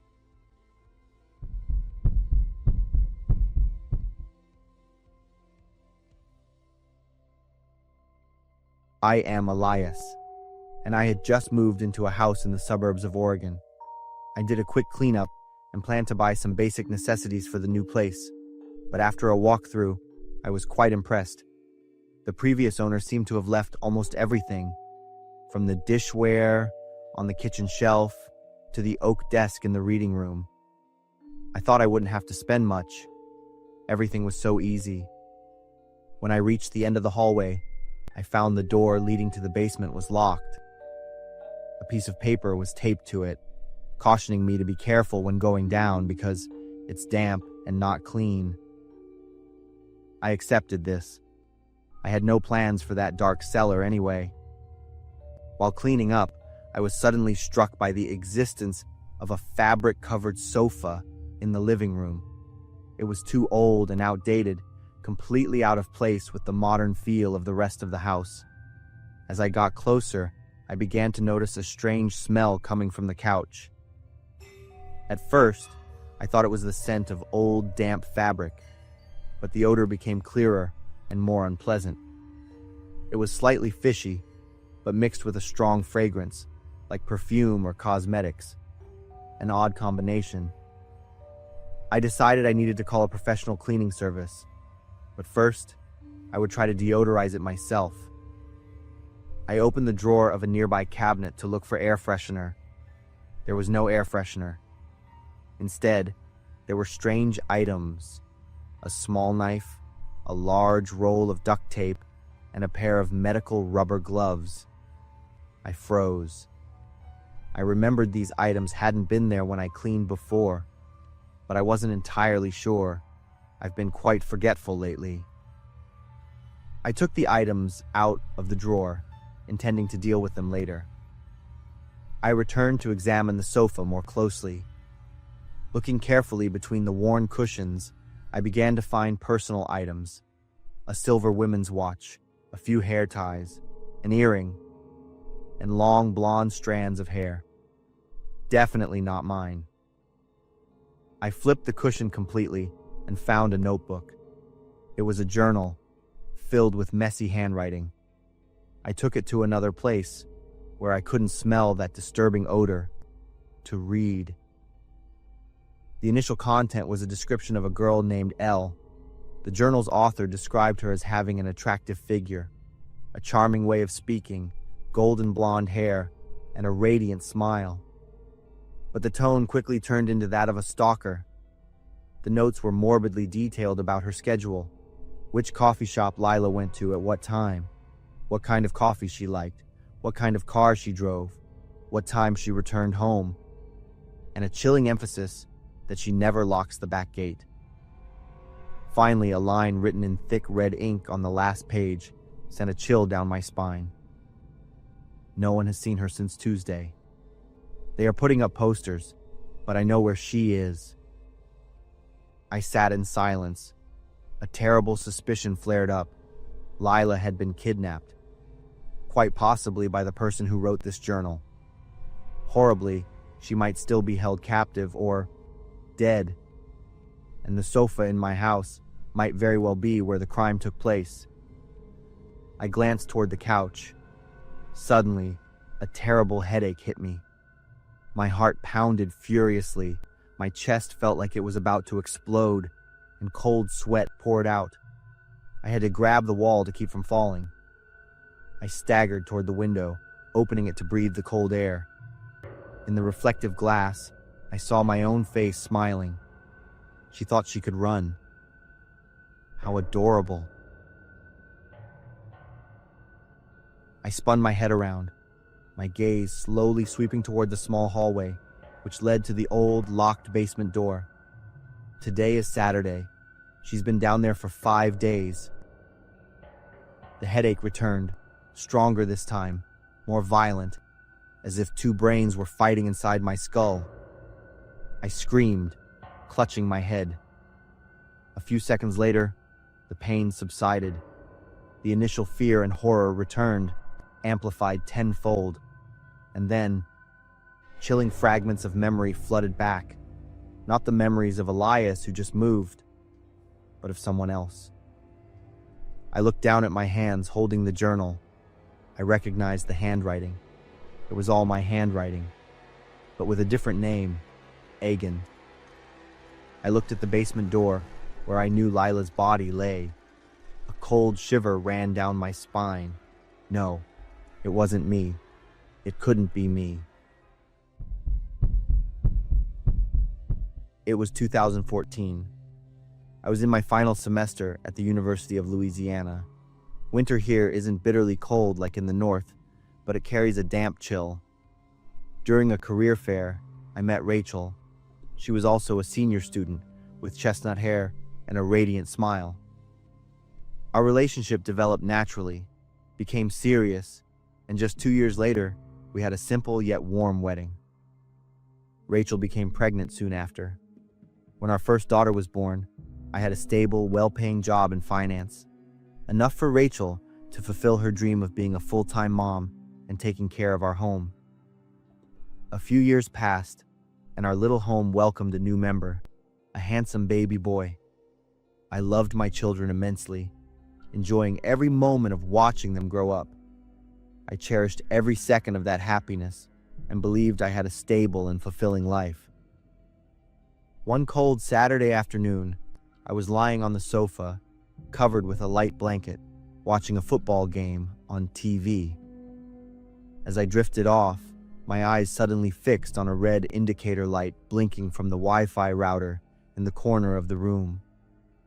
The strange thing was that the light was inexplicably blurry and distorted, while every other object in the room was clear and sharp. I rubbed my eyes and looked again, but the light still looked extremely weird. Its shape was even inverted compared to reality. I told myself I was too tired after a long work week. I didn't mention anything to my wife and children when they came home that afternoon. That night, after everyone had gone to bed, I sneaked down to the living room. Like a hypnotized man, I sat for hours on the sofa, staring intently at that tiny red light. Its mysterious feeling captivated me in a sickly way. The next morning, Rachel found me slumped on the sofa. She shook me awake with a worried look, but I just said I didn't feel well and decided to take the day off work. I continued to do the same thing, sitting motionless, not going to work, not showering, not eating, just fixated on that red light. My obsession grew exponentially. In my mind, the light was no longer a small dot. It gradually swelled, taking up the entire room, emitting a dazzling, intense red glow, like a door sucking everything in. I no longer reacted to Rachel's words or touches. Her voice sounded increasingly distant. My children's laughter seemed muffled by a layer of thick water. I was almost completely absorbed by that light. Suddenly, everything shattered. I heard fierce, piercing screams and echoing voices from a very distant place. A terrifying, excruciating pain slammed into my head, throbbing and dizzying down to my bones. I opened my eyes, and a coldness instantly replaced the warmth of the sofa. I found myself lying on the cold, wet sidewalk in front of an old brick building on the University of Louisiana campus. A crowd of students and faculty members surrounded me, looking at me with expressions of confusion and pity. A tall police officer rushed over, helped me up, and guided me into his patrol car. He said I had just been attacked by a football player during a brawl, hitting my head twice and passing out. I was dazed, but my mind immediately turned to my family. I gripped the police officer's arm and urgently asked him, "Where is my wife, Rachel, and my children? Are they here?" The police officer stopped, his face full of confusion and bewilderment. He looked at me, and what he said next was one of the most impactful sentences of my life. "What are you talking about, kid? I don't see anyone, just you." Right then, the physical pain no longer mattered. My entire 10-year world just shattered. I slowly realized the painful truth that Rachel was not real. My children were not real. 10 years of my life, including the stable job, the warm home, everything did not exist. It was all just a profound hallucination. a perfect 3D image constructed while I was in a coma after that head trauma. I was still a final year student, 19 years old. I was taken to the hospital and physically recovered completely. The headache went away, but the pain in my soul did not. After being discharged, I fell into severe depression. I struggled every day to accept that my family had never existed. I missed the taste of the morning coffee Rachel used to make. I missed the feeling of my daughter's small hand clutching mine. It was all fake, but the memories and the love I felt for them were completely real. I had lived 10 years of love, and this loss is beyond words. I had to undergo intensive psychological treatment, trying to confront the biggest loss of my life, a life that was not real, but had once been everything to me. I survived an attack, but I couldn't escape the image that attack had created. The greatest enemy is not death, but the loss of a life that never existed. I keep telling myself that, trying to find a way out of the shadow of the red light. The story above is based on a true account.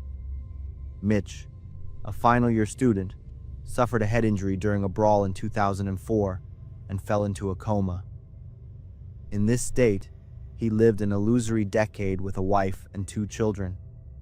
Upon waking up, he realized it was all a delusion. Though physically recovered, Mitch sank into depression, grieving the loss of a life that never was.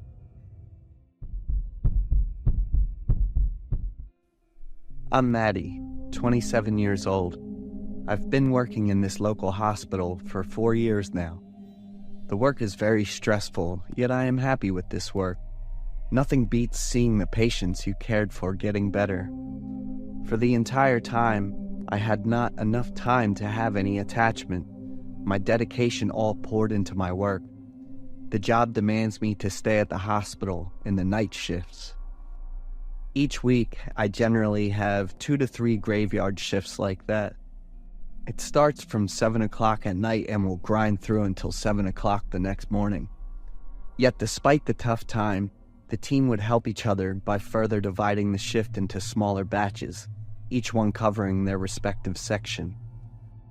I have encountered many types of emergencies, and many times the patients encountered serious accidents.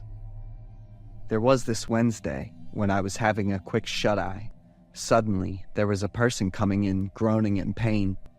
"Please help me." I jolted back awake and jumped down to the clinic main hallway. There was a man having a lot of lacerations all over his body trotting in. He's in too much pain, I believe, screaming for help, trying to walk in. I frantically called out to other nurses and pushed out a gurney by myself. Carefully lifted the man into the bed. I reeled him into the ER room as quickly as I could. A trail of blood formed on his way to the ER. After reeling the man for a short distance, I started to realize something strange. He's very light. I could barely feel any weight, and as if I was reeling an empty gurney. Despite my initial doubt, he turned around smiling, thanking me. Meanwhile, I was so concentrated in doing first aids, asking him the questions while I'm cleaning up his wounds so I could somewhat gauging his level of consciousness.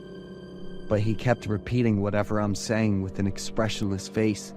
Even his eyes weren't blinking at all.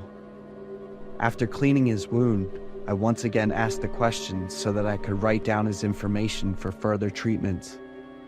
This time he was silent, yet still smirked back at me with his expressionless face. There's little time to waste, so I told him to stay put until I came back with more help and equipment.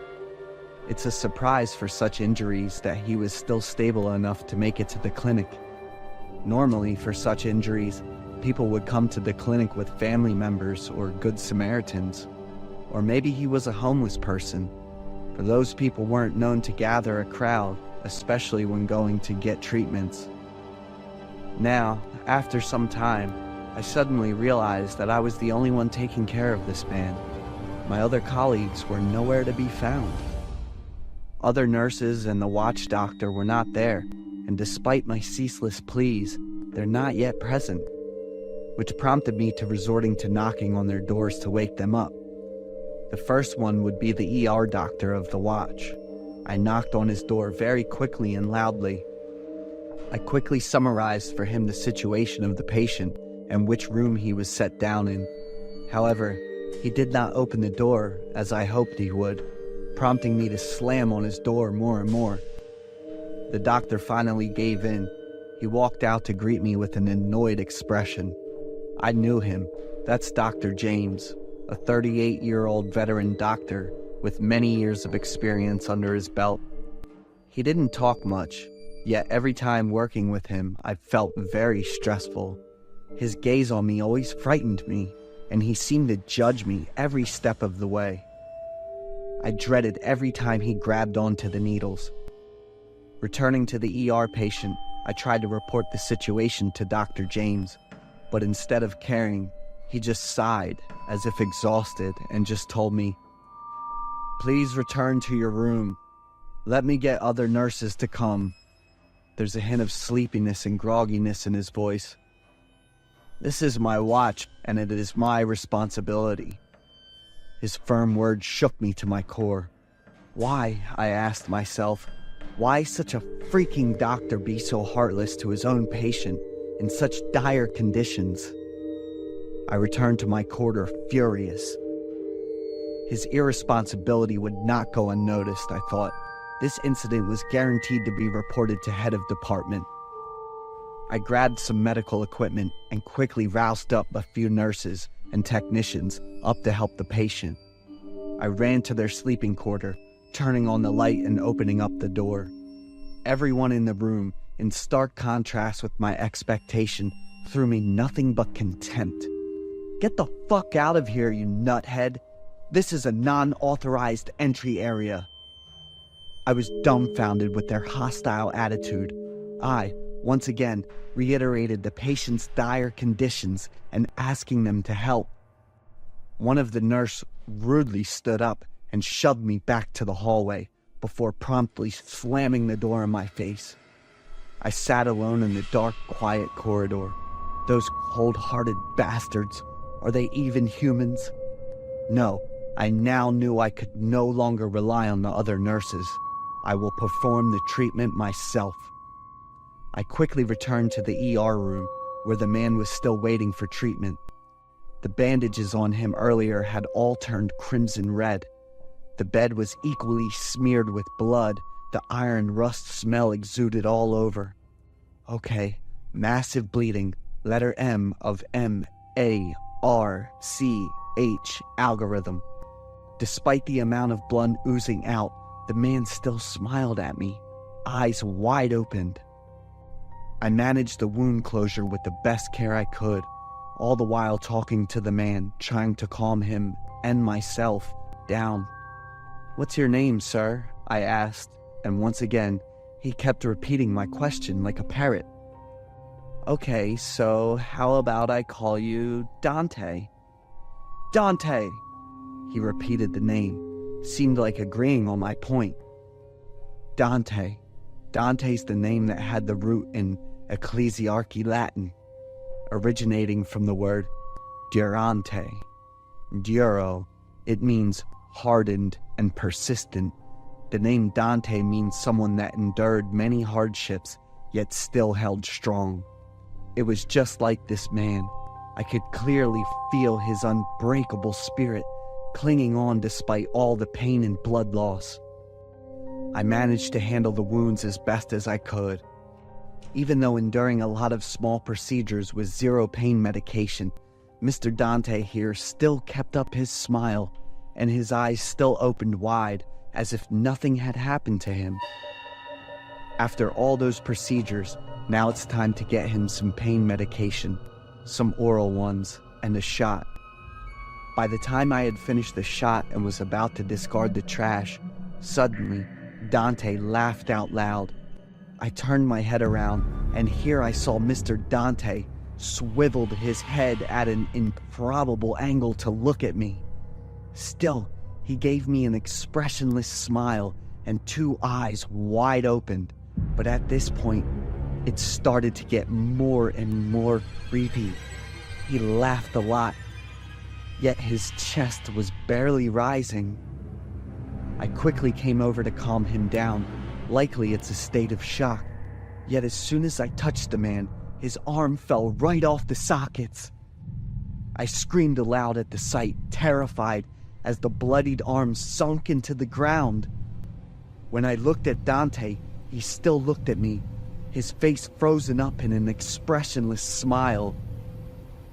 And then, when I hugged him tighter to bring him down to the bed, I could hear the bones cracking. Dante's body was slowly disintegrating, starting with the limbs and then to the head. The laughter slowly turned into a buzzing sound. His eyes, for the longest time without any noticeable blinking, completely closed off. Blood soaked out into my nurse's uniform, prompted me to just scream. It's all I could do. Everything in front of me was too surreal to even be true. Suddenly, the doors opened. Dr. James and 2 other nurses came in. Their faces were very serious. "Hold her down." "Hold her down," James said, ordered 2 nurses to hold me under while I came to get the syringe full of fluids. This was the one that had always been haunting me. Myself hopelessly struggled while the cold hard needle punctured my skin, the shearing pain raking through my body. I could feel clearly the frozen liquid coursing through my body as soon as James pulled out the syringe. A tingling numbness came suddenly, and I slowly lost my vision in a blackened blur. Then it all became pitch black. When I came back to my senses, I woke up in the same room as the last time I was there. How many days was it? I couldn't tell. On the floor was an old doll that was torn into pieces, yet still attached on one another by crudely made stitches. When I picked up the doll's head, suddenly there's a buzzing laughter, prompted me to throw it away in fear, together with a loud scream. That doll also mimicked my scream, albeit in a crude and outworldly creepy way. When I lifted my hands to cover up my face, I saw a wristband with some letter written on it. Maddie Taylor, 1997, 02-28, number 172006, McLean Psychiatric Hospital, Belmont, Massachusetts, 02478. The door abruptly opened. Dr. James and 2 previous vicious nurses came over me, their eyes hawking me uncomfortably. "You better behave and keep quiet at nighttime, ma'am. There are many other patients, and they would appreciate the peace," James sternly demanded. "Wait a minute. What? So I am a patient in the mental asylum?"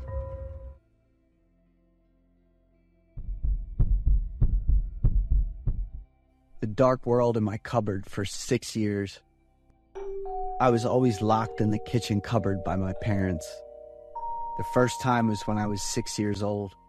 I was terrified, panicking, screaming, and resisting. I'm not sure what I did wrong at that time, but I kept crying and apologizing. "I'm sorry. I ate a cookie. I'm sorry, Dad. Mom." My parents' face showed no emotion. I innocently asked them, "Why are you putting me in here?" "Well, why not?" That's a phrase that haunts me to my very core. I looked through the keyhole to catch a glimpse of the outside world. I can't remember how long I had been inside, but just as I was about to faint from exhaustion, the sound of the cupboard lock being opened echoed. My mother picked me up and placed me at the dining table. Although all I wanted at that moment was to use the restroom, I didn't dare to ask. The subsequent times I was locked in the kitchen cabinet occurred more frequently and lasted longer. I still resisted, still begged, and was filled with fear. After being released, everything went back to normal. except for being locked up. I was doing well. I was growing strong and plump, but it was only physically. A part of my soul had been worn away through those times of being locked up. The longest was 3 days when I was 7 years old. My parents locked the cupboard and went to town. By the time they returned, I felt like I was at the end of my life. Darkness, cramped space, and the smell of dampness, all of it had become incredibly familiar to me. I no longer screamed, resisted, or begged. Instead, I embraced it. I savored my own space, glancing through the keyhole to see my parents passing by occasionally. It seemed that their confinement was an attempt to make me disappear, but it only strengthened my existence even more. As my body grew, I found more comfortable positions to lie in and learned to adapt. And I realized that I enjoyed being confined. I liked the feeling of being cramped and suffocated. Once I witnessed a tense argument between my parents. They mentioned me in that argument. Mom said that because of me, she had lost many opportunities. At that time, I was already 10 years old, but I couldn't fully understand everything that was happening in that argument. But I understood that my parents didn't love me. I withdrew into myself, seeking joy in a world that was just mine. When I turned 12, my parents stopped locking me in the cupboard. I wondered, "Why don't you let me in there anymore, Mom?" "Why not?" Mom said with a gentle smile as she looked at me. I guessed it was probably because my body had grown too big for that cupboard. So I chose to lock myself in the wardrobe, under the study table, under the bed. I would crawl into all the dark, confined spaces whenever I had nothing else to do. And then I found the perfect spot, a small cupboard in my parents' room. It was half the size of a refrigerator, with a door that opened outward, located above the wardrobe. I only dared to go in there when my parents were out, timing my escape to ensure I'd be gone before they returned. One time, I fell asleep, perhaps because that secret place was just too comfortable. When I heard the sound of something breaking, I jolted awake. Peering through the crack of the door, I felt a surge of anxiety as I realized my parents had returned, but something felt off. They stood looking at each other with angry eyes. The furniture shattered on the floor, and then Dad pulled out the gun. And in a brief moment, it rendered Mom motionless on the crimson floor. Mom was staring directly at me, her eyes filled with immense pain and despair, as if she were blaming me. I wasn't sure if I could even breathe at that moment. Staying in the cupboard with my body stiff, I looked at my mother for a long time, and my father did the same, until another loud gunshot rang out, tearing through my eardrums. Dad fell down, right next to Mom. I was determined not to go outside, sitting in my own world while observing my parents' world. Until the police arrived, they found me and took me to the hospital. I remember at that time I was suffering from severe mental illness. I had completely lost all emotions towards everything around me. After 6 months in the hospital, I was taken to a children's welfare center. My life from here stepped into a new world, one filled with more emotions. I spent many years afterwards trying to escape the dark and cramped places. I even got a new name, leaving all the pain of the past behind. I always remember my parents. The last image of them is something I can never forget. That will be a memory, a sad memory, rather than an obsession within me. I can't understand why my parents treated me that way. I hope no child will ever be as unfortunate as I was back then.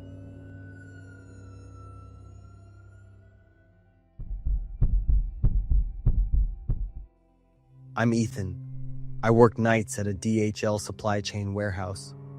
Last year, I got into a bad car accident, messed up my car real bad, and lost my full-time gig as a delivery driver. That crash didn't just take the guy crossing the street, it took my peace too. The police said it was an accident, but that didn't make me feel any better. I still hear the crash, still see the shock in the guy's eyes right before he went down. Haunts me no matter how much I want to forget. Tried taking some meds to calm me down. Worked at first, but the nightmares crept back in. Waking up gasping for air, drenched in sweat, and that constant whisper in my head. Doctor said I might have PTSD. Tried therapy for a bit, but after a few sessions, I just couldn't keep going. The past still feels like a wound that never really healed. My next job was just a way to avoid sleeping at night, better than working during the day and drowning in guilt. The warehouse is out on the edge of town, a big old building with crappy lighting on the tall shelves. About a week after I started, I heard the first weird noises, a low hum, kind of like wind blowing through, then footsteps echoing from way down the hall. Tried telling myself it was just the old vents acting up, but that uneasy feeling wouldn't go away. One night I heard a whisper, real close. The voice wasn't loud, but I heard every word clear as day. Can you see me? I froze, gripping my flashlight tight, but when I turned around, no one was there. Told myself it was probably just my imagination, but the weird stuff didn't stop. One time, I found a dirty handprint on a shelf, smudged like someone pressed their hand there, and then vanished. One night in the security room, I was watching last week's footage and saw myself standing in the middle of the hallway. But one thing freaked me out. My shadow on the floor wasn't moving, even though I was walking. That sent chills down my spine. I replayed the video over and over, but the shadow stayed still, like it wasn't even mine. The longer I worked there, the more out of it I felt.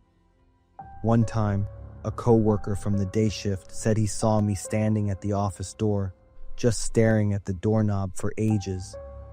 I didn't remember any of it. He laughed it off, trying to make it less creepy, saying, "Guess you were sleepwalking and didn't know it."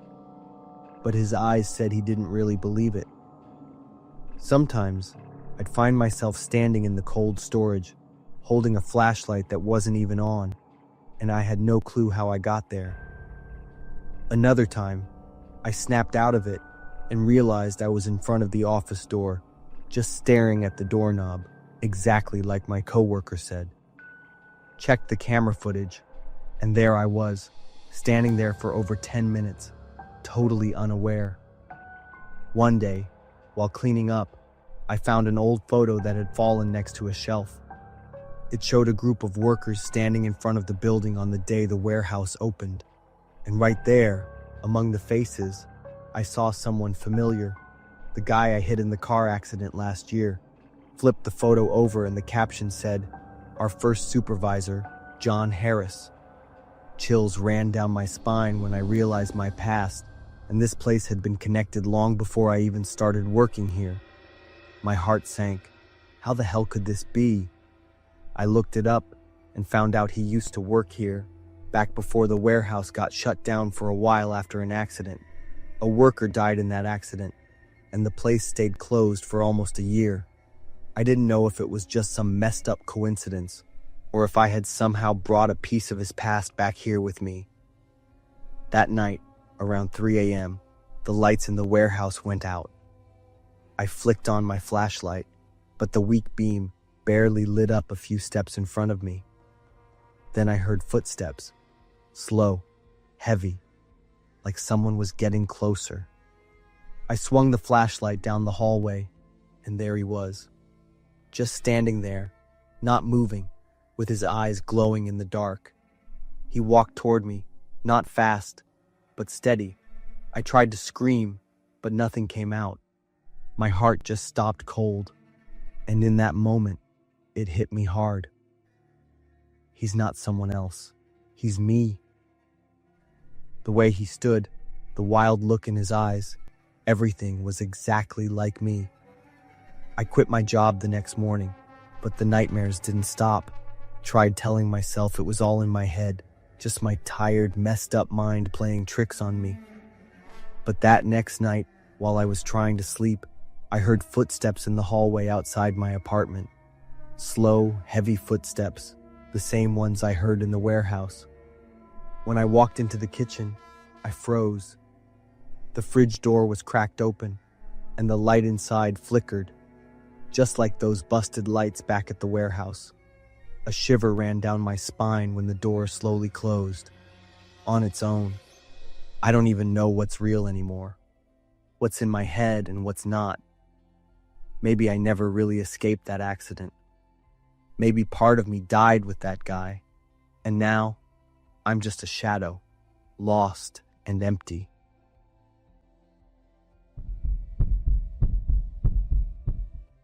I'm Jack, 20, living in the small town of Cedar Falls. My girlfriend Olivia and I work at Wendy's to save up for a car. We often pull the night shift because the pay is better and there are fewer customers. Olivia and I have been together for almost 2 years now. She'd always sing pop songs while wiping down tables. I loved hearing her laughter echo through the empty restaurant. Last week, my buddy Mike called to warn me about a serial killer operating in the area. He was targeting people working late at fast food joints. 3 cases had already happened in the past 2 months in neighboring towns. "Be careful, Jack. He usually attacks right before closing," Mike said over the phone. I wasn't too worried. Cedar Falls is a safe town. Tonight, Olivia felt sick and left early. I was cleaning up the restaurant alone. The clock showed 11:30 p.m. Outside, my car was the only one left in the parking lot. I was mopping the floor when my car alarm suddenly blared, piercing the quiet. I looked up and peered outside. A man was standing next to my car. He was wearing a black hoodie, his face completely obscured by the hood. I knew he was looking directly at me through the glass. I dropped the mop and walked to the door. "What are you doing?" I yelled through the glass. The man didn't answer. He just stood there, staring at me. The alarm kept blaring. I pulled out my phone to call the police, but before the call could connect, the man vanished. I scanned the parking lot, but he was nowhere to be seen. The alarm stopped. I breathed a sigh of relief, thinking it might just be a random person who accidentally bumped into the car. I turned back to continue cleaning. Suddenly, the sound of shattering glass erupted from the back of the kitchen. I froze for a few seconds, then ran towards the sound. The small back window was smashed. Glass shards were scattered all over the floor, and a cold wind continuously blew in. "Hello?" I called out, my voice trembling slightly. No answer. I stepped carefully over the glass, looking out the window. Darkness enveloped the alley behind the restaurant. Trash cans were haphazardly placed, some knocked over. I turned back and saw wet footprints on the floor. The footprints led from the broken window to the dining area. My blood ran cold. He was inside. I tiptoed forward, gripping the mop handle tightly. The tables and chairs were still neat. Everything seemed normal. But I heard heavy breathing somewhere in the darkness. "I know you're there." "The police are coming," I yelled. Suddenly, a raspy chuckle echoed from behind the order counter. A man stepped out. He held a large knife in his hand, its blade stained with fresh blood. His face gradually appeared under the light. There was something both familiar and strange. Pale skin, deep sunken eyes. "I've been waiting for you." I recoiled, my hands trembling as I held the mop. "What do you want?" "Where's Olivia?" he asked, taking slow steps closer to me. My heart stopped. How did he know about my girlfriend? I stared at him, my face a mask of shock. "It's just me." The man chuckled softly. "No, she's still here." I looked at him with a skeptical gaze, my heart suddenly beating faster and stronger. I pulled out my phone and called Olivia, but the line was just a long beep without any response. Suddenly, the man burst into laughter. He pointed towards the cold storage. I followed his gaze and then ran towards it. The freezer door was slightly ajar. I trembled as I pushed the door open and saw Olivia lying on the floor, blood seeping from multiple stab wounds on her body. My eyes and mouth widened as much as they could, my body shaking uncontrollably. I knelt beside her. "Olivia! Olivia!" Rage surged through me. I turned and lunged at the man with the mop in my hand. A struggle ensued. He was stronger than I thought. Finally, I grabbed the knife and stabbed him multiple times in the chest. He collapsed, blood pooling on the floor. I sat there, gasping for breath, staring at his lifeless body for a long time. When I regained my composure, I panicked even more. I quickly ran to find my phone and called the police. 15 minutes later, police cars and an ambulance arrived. I told the whole story to Sheriff Peterson, who was an acquaintance of mine. I knew him because he used to be a friend of my dad's. "Jack, are you sure about what you just told me?" Chief Peterson asked. "Yes, Chief. He killed Olivia, and I just acted in self-defense. But when they examined the scene, nothing was as I had said. There were no signs of a broken window, no wet footprints, and most importantly, no body of the man. It was just me, a deceased Olivia, and the knife covered in my fingerprints." "Jack Morrison, you're under arrest," Chief Peterson said, his face filled with sadness. "No. Chief Peterson, you have to believe me. There was another man. He killed Olivia, but the evidence was too clear. Not only the knife and fingerprints, but the security cameras showed only Olivia and me in the restaurant.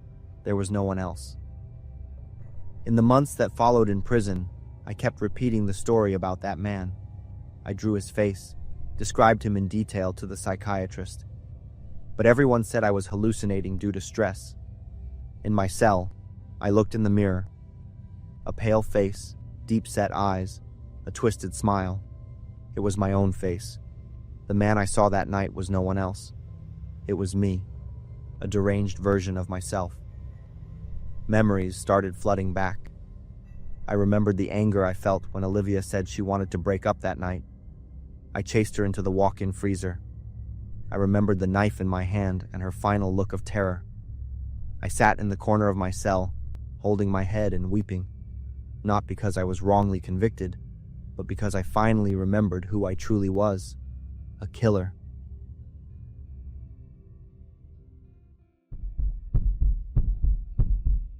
I was on my way to a small town in Oregon, where my father had lived for over 20 years. Ahead of me was a rough road, covered on both sides by gloomy tree canopies. In the car, I felt a mix of nerves and a vague, unnameable feeling. I'm Maddie, 26 years old, and I grew up in Michigan with my mom. Mom never wanted to talk about him. All I knew was his name was David Marsh, and he lived in a small Oregon town. He had intentionally cut off all contact since I was born. I didn't believe my father didn't love me. There must have been some reason, or someone, that made him act that way. When I heard the news that he had passed away, I couldn't quite name my feelings. Probably just emptiness. Because you can't force yourself to grieve for someone you've never met. I learned that my father was alone when he died and was given the address where he lived. I decided to go there. I told Mom, and she didn't stop me. I arrived in the late afternoon. My father's house was a single-story wooden cabin, standing alone at the end of the road. The lawyer had sent me the key. I was the sole heir. Inside, the house was dark and smelled strongly of mildew.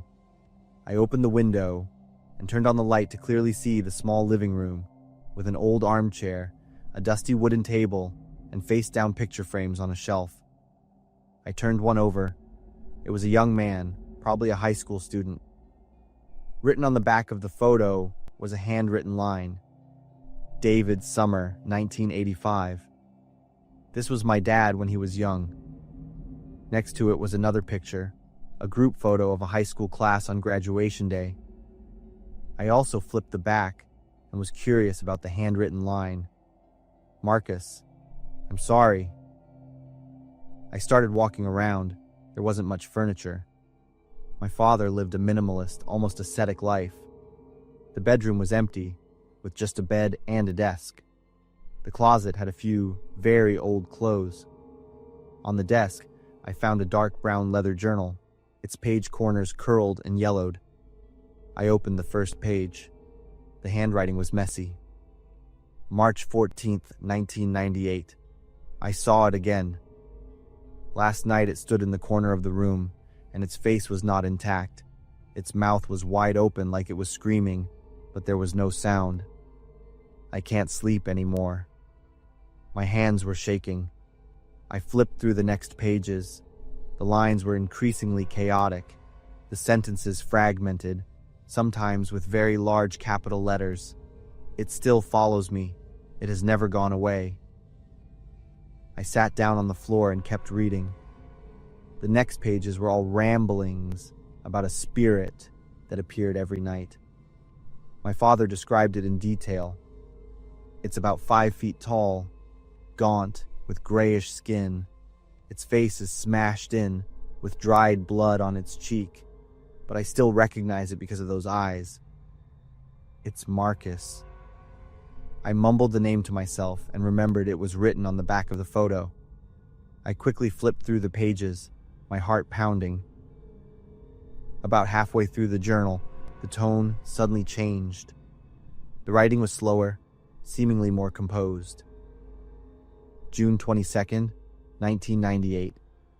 I have to write it down. I have to face the truth. Marcus Hoffman. We went to the same high school in Eugene. Marcus was always the weak kid, easy to bully. And I did it. Me and my friends pushed him into lockers. We poured milk over his head in the cafeteria. We mocked him in front of the whole class. I was the one who started everything. We chased Marcus behind the school shed. I pushed him, and his head hit the step. He was bleeding a lot. We panicked and ran away. The next morning, we heard Marcus died at the hospital. The cause was a brain hemorrhage. I shook uncontrollably. I couldn't focus on any lectures that whole day. No one knew we were there. Marcus probably didn't get a chance to say anything. His family thought it was an accident and didn't ask for an investigation. Reading this, my heart was pounding hard. My hands were shaking so much, I could barely hold the journal. I looked around the dark room, suddenly feeling the air was heavy. I swallowed and read on. September 12th, 1998. It was my birthday. That day, Emily gave birth to a baby girl. We had agreed to name her Maddie. Waiting outside the delivery room, I felt like I was on fire. Until the doctor carried the baby out and loudly called out the family's name, I burst into tears. But the terrible thing is, I saw Marcus again. I saw his spirit in its most distorted and horrific state, but his eyes never changed. That look of pain, of despair, stared straight at me, then slowly turned to look at Maddie, who was still red. Then he entered her. I screamed in helplessness, and at that moment, I understood the despair Marcus felt. Desperate watching him merge into my daughter, just like he was desperate watching us leave when he was in the most pain. When Emily gave the baby to me to hold, I saw my daughter's tiny hand suddenly deform, turning into the grayish, ice-cold hand of a corpse. I was so scared, I dropped the baby onto the bed. Emily screamed in shock. I couldn't explain to my wife that Marcus had come. He took revenge by possessing my daughter's body. Tears fell onto the page. I didn't realize I was crying. I kept reading, even though I knew the truth being revealed would cause me great sorrow. I can't be near my child. Every time I see Maddie, I see Marcus in her. I see his smashed-in face on my daughter's face. I hear our mocking laughter and her cries. Emily doesn't understand. She thinks I'm going crazy. Maybe she's right. I have to leave. The last page, which my father wrote 3 weeks before I read this journal. Maddie is grown now. I sometimes secretly look at her pictures online through Emily's account. She's beautiful, like her mother. I'm happy to be able to see her normally and not see Marcus in her anymore. Marcus was never in Maddie. Marcus was only in me. I killed him. I destroyed my family. And now I'm alone with the ghost I created myself. I closed the journal, clutching it tight to my chest. Tears streamed down my face. The room was still dark and cold, but I no longer found it scary. I only found it lonely. A man who lived for over 20 years with ghosts in his head, unable to forgive himself and unable to live in happiness. My father didn't abandon me. He was a broken man, consumed by guilt every day. It was all sickness, hallucinations born from a tormented conscience. But to him, they were more real than anything. I imagined him quietly scrolling through my photos online, silently saving every moment without once daring to click like. A father who couldn't hold his child, couldn't call her name, could only watch from afar like a shadow, because inside him, Marcus had never died. I grieved for the father I never got to meet. I understood he had imprisoned himself in an invisible jail all his life and died in solitude.